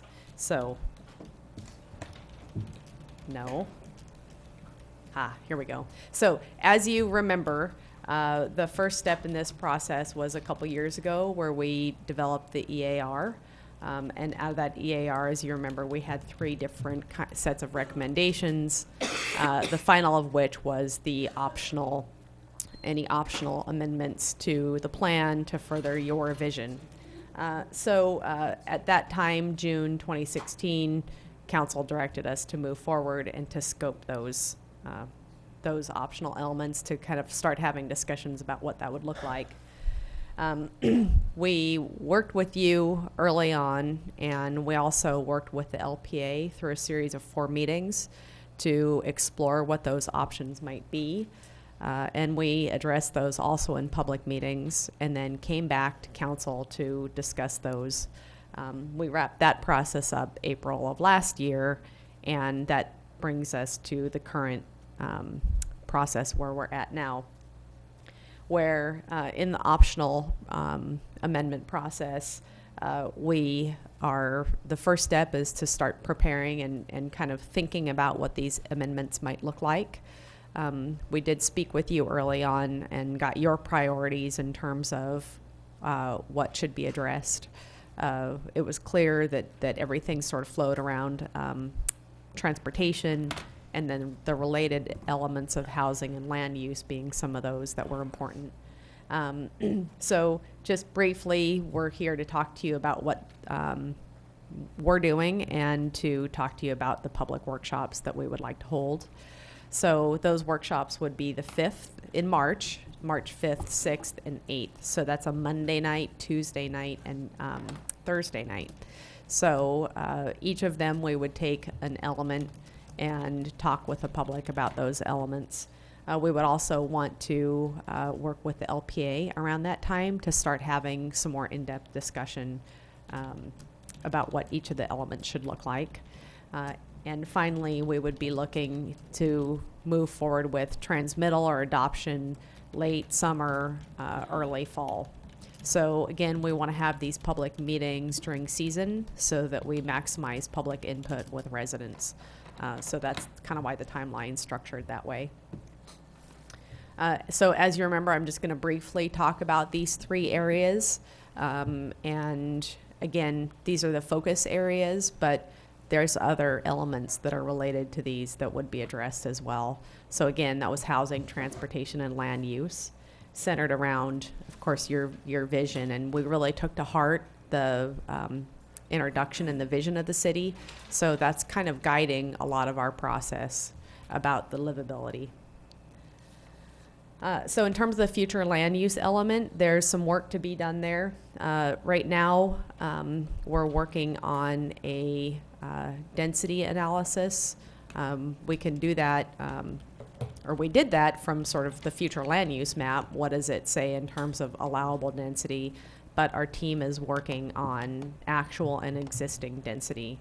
So Alexis Crespo, who's here today, Alexis and Shelley, and Jordan Alexander is behind Alexis. Jordan's our graduate student, so she's been bearing the burden, the brunt of that analysis. We're also working on a commercial intensity analysis, so you can see where density and intensity is actually in the city right now. We think it'll be a good planning tool. And we'll also start to work on and look at your annexation and annexation policies. We want to also look at supporting your vision through some of the other work that you're doing. So we'll be coordinating with DPZ as well as ALTA in terms of some of the commercial corridor and some of your bike ped visioning work.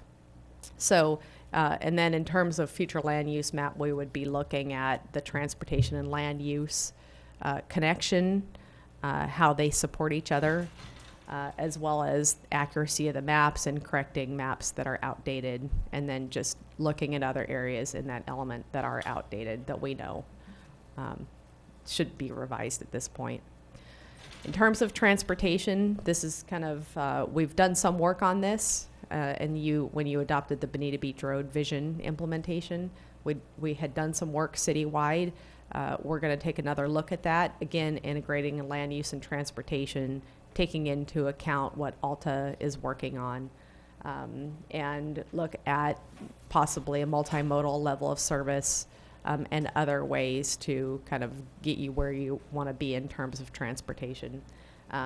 We want to also look at hurricane evacuation needs. We know that when we talk about transportation, we heard a lot from the LPA that was an issue, so we're going to look at that as well.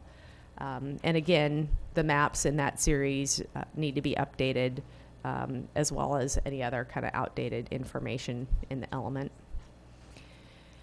And then the last piece is housing. So I've used the word integrate in the other two elements, and we'll use that again here too, is that in terms of looking at this element, we want to make sure that that's integrated with transportation and the future land use. And with that, we would really be looking at the guiding principles of livability and livable neighborhoods.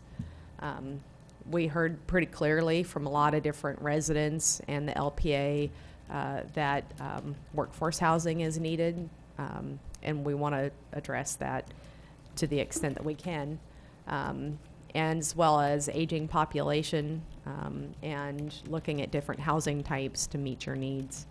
And then again, correcting any outdated information. There's no maps in that element, so we wouldn't be updating any maps there, but there's a few areas where there is some outdated language.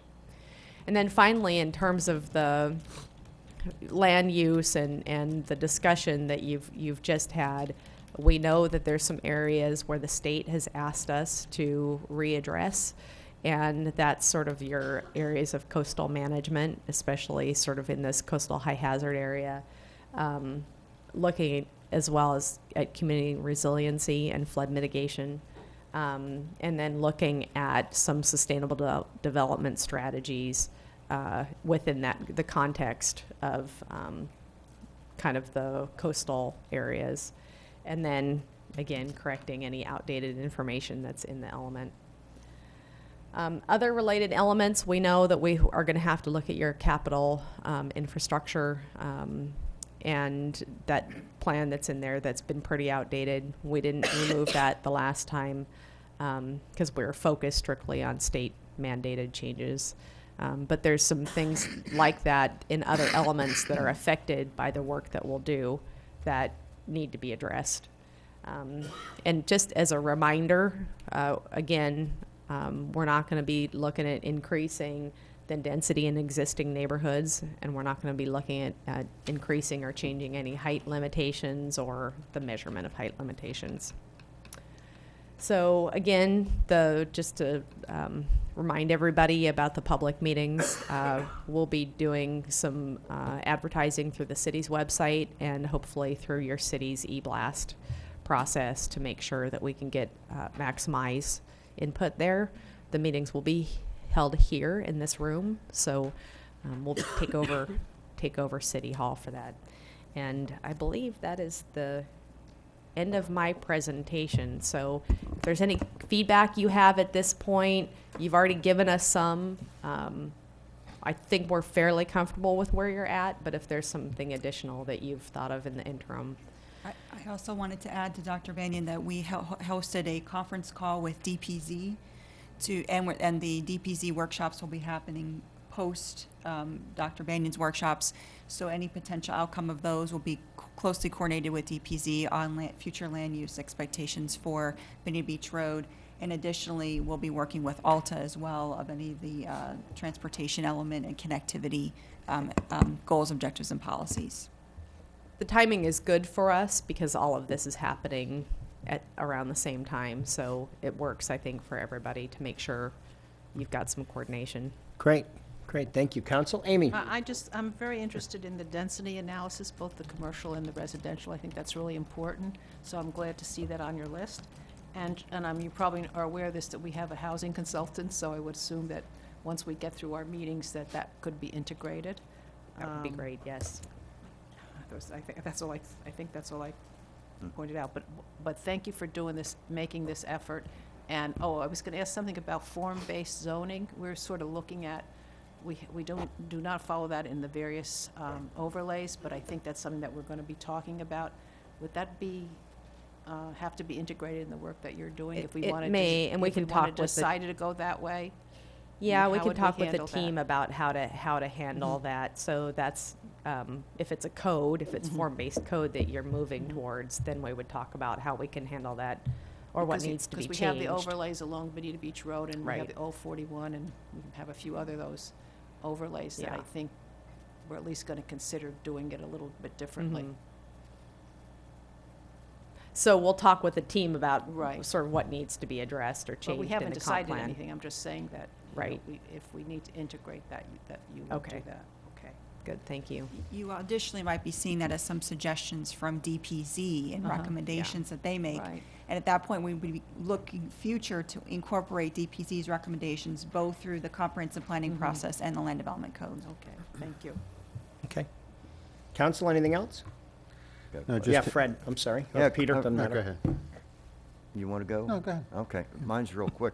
On that density analysis of the commercial, are you going to be looking at also the, where you have residential or offices and residential on top of that commercial? Is that going to be involved in that?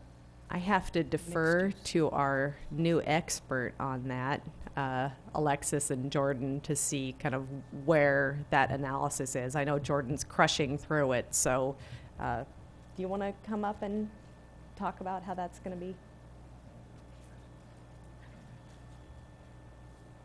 Good morning, Alexis Crespo with Waldrop Engineering.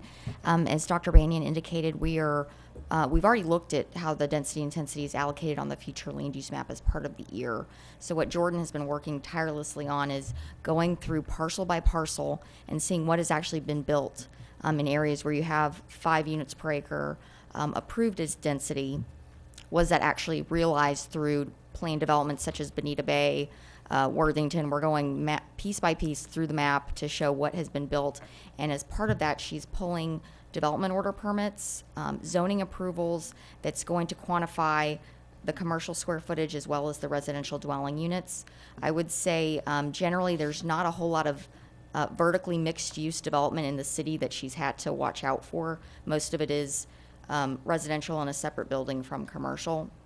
But where that has been either approved or built, she'll be indicating the density intensity for that parcel, including both of the residential and commercial uses. Yeah, That answers are your you looking question. at all at the potential for others? Is that part of this analysis, or just strictly what's here?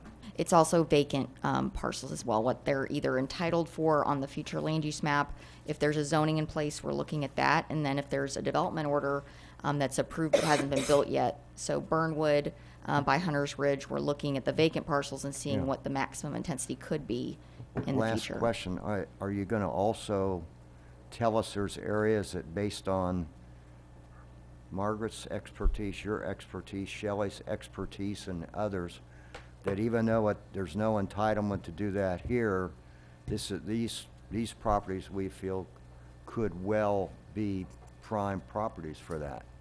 To me, that would be more useful than some of the other, because we're starting to now get proposals on that.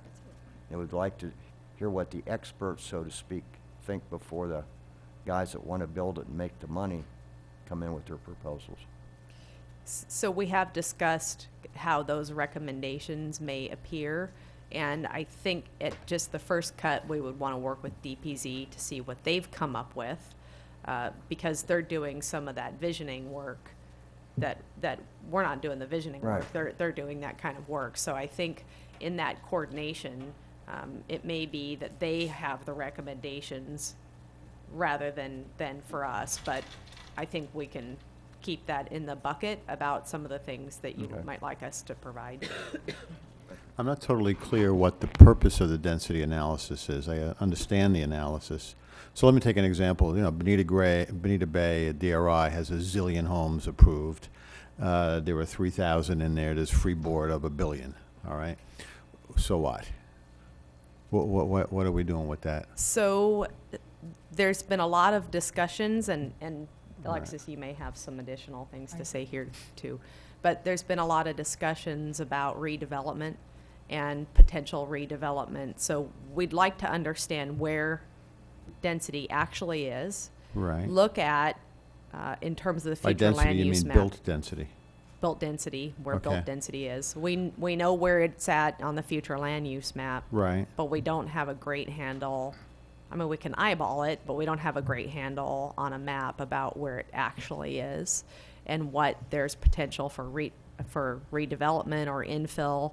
So it will Okay, help okay. inform some of that discussion. And I guess that would help transportation Yes. analysis It too. Yes, also, and- Okay. it was Yeah. additionally, it was a recommendation from Tool Design that we have that as a planning tool in looking at trip generation. Right. And when we're discussing what facility management is best roundabout at certain trip generation levels, instead of using projected numbers, to use the real numbers. All right, that makes sense to me. One last point is we have Margaret Worsley working on affordable housing, so is that somehow That will fine? be so both Just like- Alta, DPZ, and whatever the she's- Southwest Florida Regional Planning Council. Dr. Banya will be consulting with all of those so that we have a united presentation in the end of recommended potential goals, objectives, and policies touching on the important aspects of each of those as well. So it's coordinated. Thank you. And the coastal high hazard? That's something, that's something that we know needs to be addressed. That was one of the comments from the state. So we're looking at how to deal with that issue. And what effects, obviously, that'll have on Estero Bay and high-rises? Yeah, and the map is more the issue in terms of the city's comp plan sort of meeting the state standard. So, But for that stays on, us- that stays on the checklist and on the For us. priority list and on the, There might be a potential of bringing forward some options to the public to look at an overlay of which would provide a more restrictive coastal management area, which the map would need to be updated, but there could be an additional map approved by the city that protects has those same protections in it in looking at the original map space that was there. So that we would be doing that together. We wouldn't just get the new Correct. map. We might suggest an overlay, because that's what we Simultaneous. talked about, is doing an overlay, because in certain areas, the new map is less restrictive than the one that we had been using up there. And I personally would not want to go in that direction, so this overlay concept is something I would fully support. It would be simultaneous, so that you would not revoke one map, and it would be simultaneous. And we are permitted under the state to have an additional map, and have specific goals, objectives, and policies that direct development within that map beyond what's required by the state-required coastal high hazard map, which is still a document that would remain in the comprehensive plan.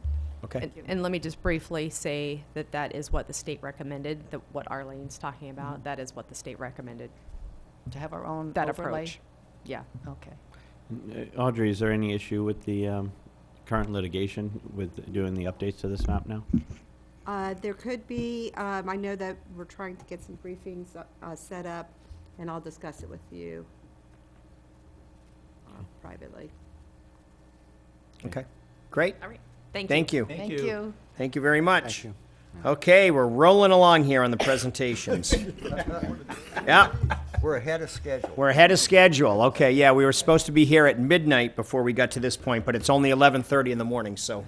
Hello, Laura. Hello, good morning. I'm the Director of Communications, Laura Taylor, and we're here to give you a brief introduction from the Civic Live team to kick off our website project. City Council authorized an update to the city website, and staff, Jose Duran, your IT manager, and myself, have been doing research for 8 months, working with our Technology Advisory Board. We crafted an RFP that was put out with recommendations from the Technology Advisory Board, and Civic Live was chosen as the company to take us into our new website.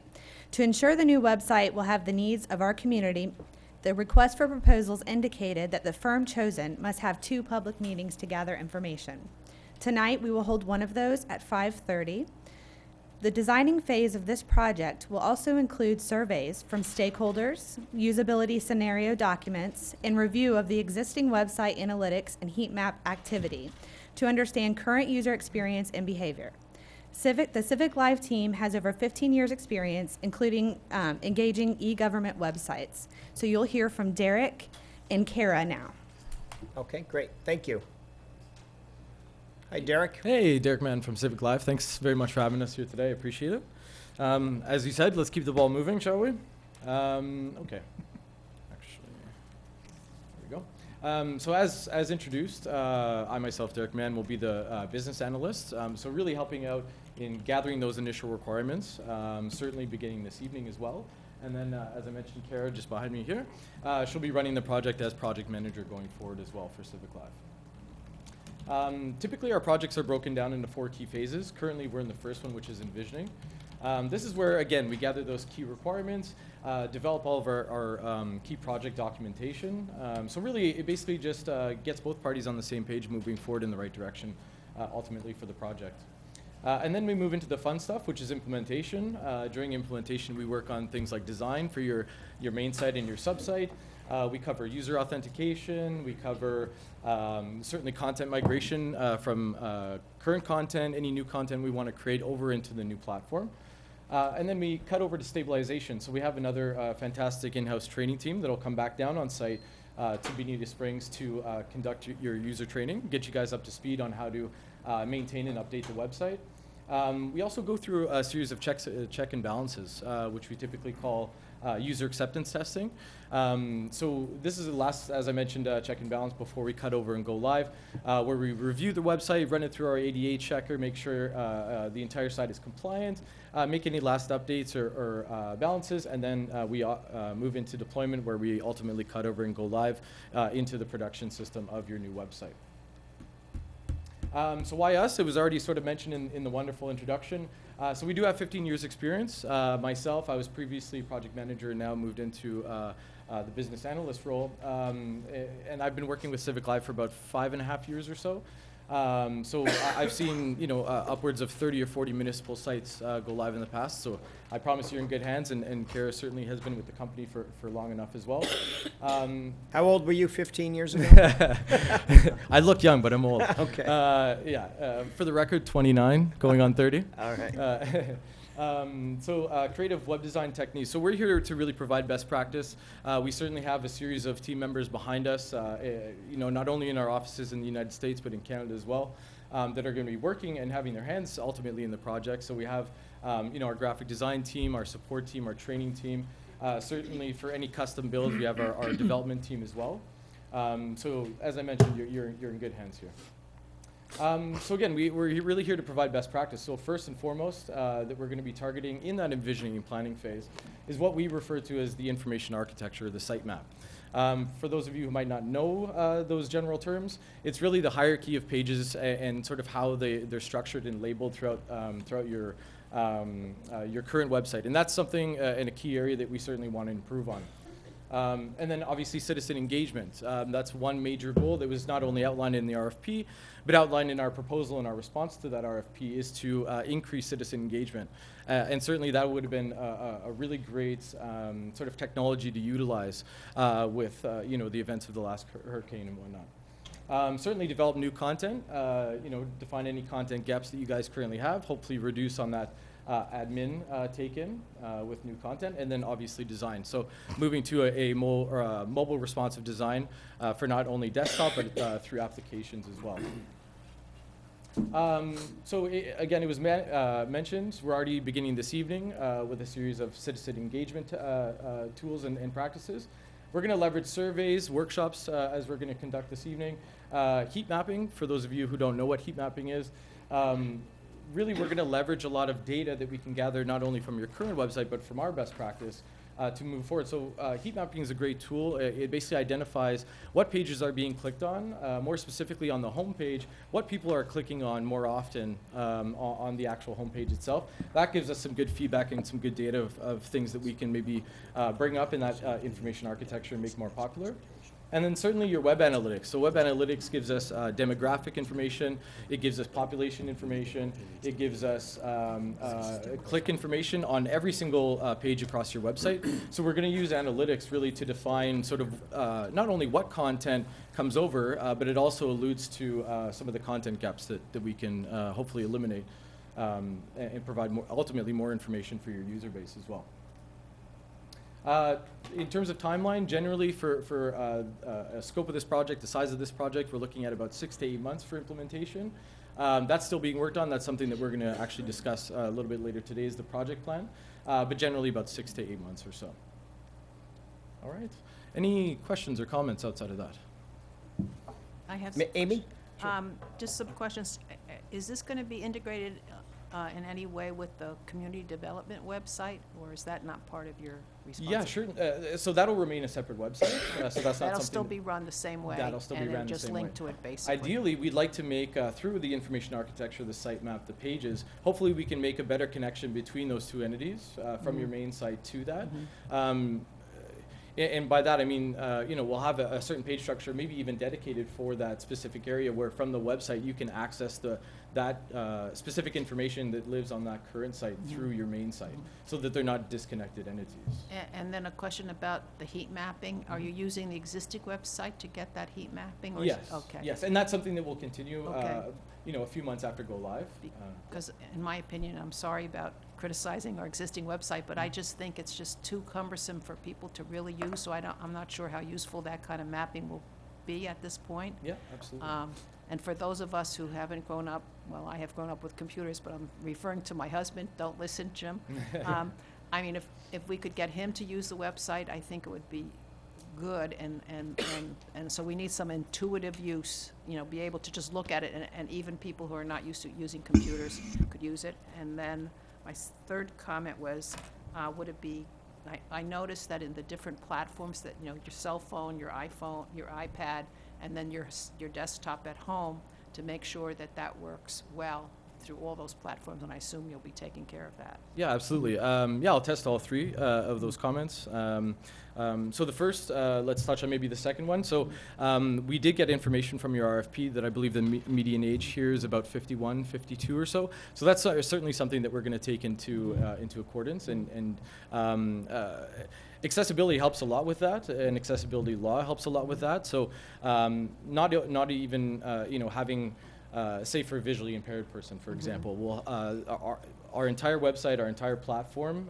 is all scannable and readable by those tools and those platforms. Certainly, we leverage a font decrease and increase size button, so that certainly helps with maybe some of the readability of the content that would live on the website, so that certainly helps, and that's required by ADA as well. And then to touch on the heat mapping a little bit, so there is, yes, it is a little bit dated, certainly, and there's absolutely improvements that we're going to make specifically to the homepage. But there are useful tools like how often is the news section of that homepage being accessed? How often are people interacting with your current events feed, for example? I know you have a scrolling banner with some news. How often is that being clicked through in terms of next steps, in terms of reading into some of that content? So there is some information, some basic level information that we can gather that's certainly going to help us make decisions going forward. And then for the last one, mobile responsiveness, all of our templates are accessible, whether it's a 4K monitor or an iPhone. So all that's already taken care of. That's a part of our platform that's available. And what is your opinion about the scrolling natures of some of these things, like the banners and the events? I mean, do you think that do people respond to that? Is that a positive? Yeah, certainly. I mean, there is a limit to that. You don't want overkill. Like, you don't want to have maybe a series of 12 to 16 sliding motions, with especially if they're going to have call to actions, what we call call to actions, or sort of clickable items on those sliding elements. So certainly we want to limit that to something that's more acceptable, something like maybe 3 or 4, but certainly there is some value in having that. And that's all mobile responsive as well, too. So what you'll see on your iPhone is that scrolling content as well, so you're not limited Because that way. especially during the storm, I found that was very annoying and not at all user-friendly. But I don't think we can click on them either, can we, in our current situation? That I'm not sure. I haven't taken a look at it on a Click mobile on device. You just click on as they scroll on the Yeah, news? the slider section, you can hit the pause button to stop it, or you can click to the next if you want to skip a few of the sliders. Okay, well, I just found them totally annoying, you know, with lack of access to our normal things. There's certainly improvements we can make to that. So within our platform, we can enable an emergency banner as well too, which would certainly be applicable in that case. And then you can link out to county information, city information, whatever that might be. We also have a citizen request tool. So this allows you to give us a list of reportable items, and then that's accessible through mobile apps, and then also through the main city site as well. And it allows your citizens and your user base to actually report, potholes, flooding, street light out, graffiti, whatever it might be. So that's available right out of the box as well too, which sort of comes back to the original point of citizen engagement. Yeah, so there's a variety of different ways that hopefully we can improve that experience for you, and certainly going to a mobile responsive website might increase the usability of that homepage on a mobile device itself. Okay, thank you. Yeah. Thank you. And does that include like push notices? And maybe I'm calling it something that it's not, and Yeah. maybe you covered that so that, you know me, I'm pretty transparent. I've got the NFL. When something happens in the NFL or with the Patriots or something, I know about it because boom, there it is on my phone. It'll stay, I don't know, 10 seconds or whatever, and then it kind of disappears. Yep. Yeah. Yeah, What do you do? What are you visioning along those lines? Yeah, certainly. So that's all available within our mobile app that comes with this product that you guys have gone and purchased. So we do have push notifications available within the app. More notably, a lot of our user base use them for things like news. So anytime you post new news, whether it be, I don't know, hot topics, whatever news you're going to post, anybody that has that app downloaded on their native phone will get that push notification. Same thing with events, different feeds like that as well. I was just going to say, and for those that don't download the app, that obviously won't happen. Is there another way to somehow with, I don't know what we have, X number of emails or X number of what have you. Is there another way around that? Because I think some people will do that, let's face it, but the people that won't do that or don't know about it, don't think about it, get frustrated by trying to do it, even though it's a couple of clicks, myself included. Yeah. What's the way around that so we have more civic engagement? You said our average age is 52? I believe so. Is it 51 really point that something. young? Yeah, I believe so. Okay. I believe so. Well, at All least right. that was written So I'm in your still RFP. below the average. Still below the average. Okay. Yeah. But you see what I'm trying to get at Yeah, here. yeah, We have a lot of folks that just, they won't do that. Yeah. It's not going to happen. So every module or application that we offer within our platform has email notification Mhm. or RSS feed as well too. So your user base can sign up, say for our calendars. We put out a main city calendar, which you guys are currently using on your main site. A user could go to that calendar and subscribe via email or RSS feeds to that. So anytime that an event is updated or uploaded, they'll get a push notification to their phone based off of that and get an email.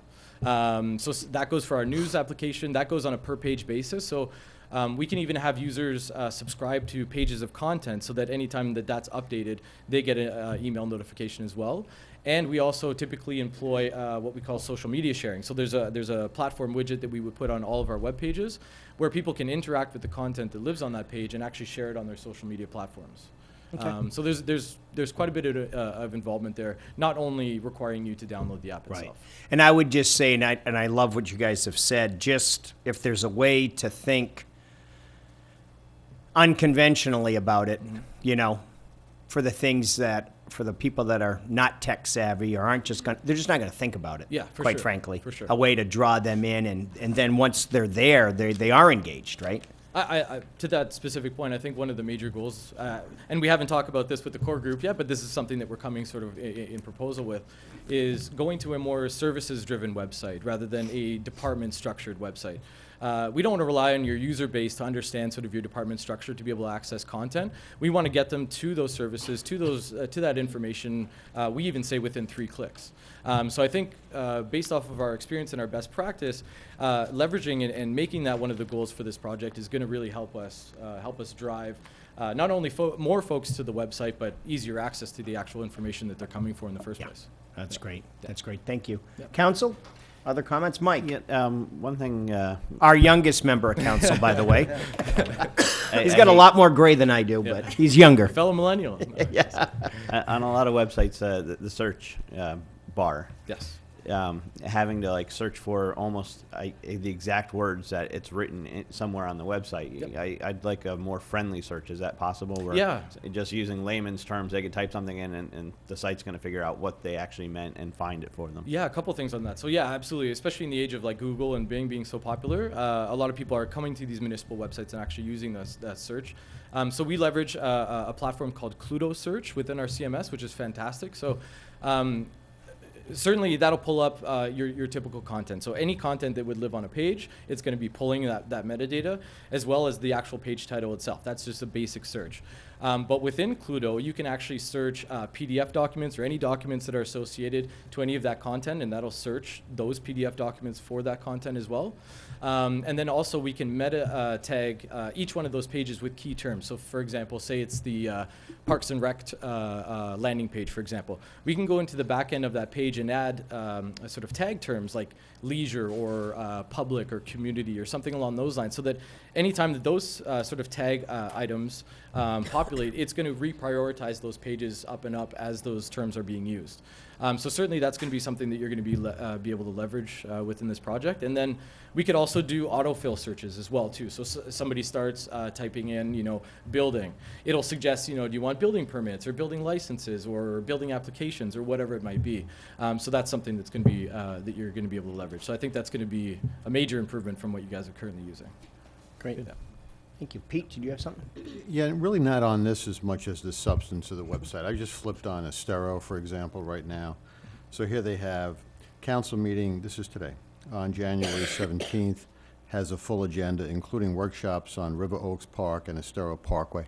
You click on that, and it gives you a little summary of it. New hotel and shops at Coconut Trace, hours of operation among agendas for the Planning and Zoning Board on January 16th.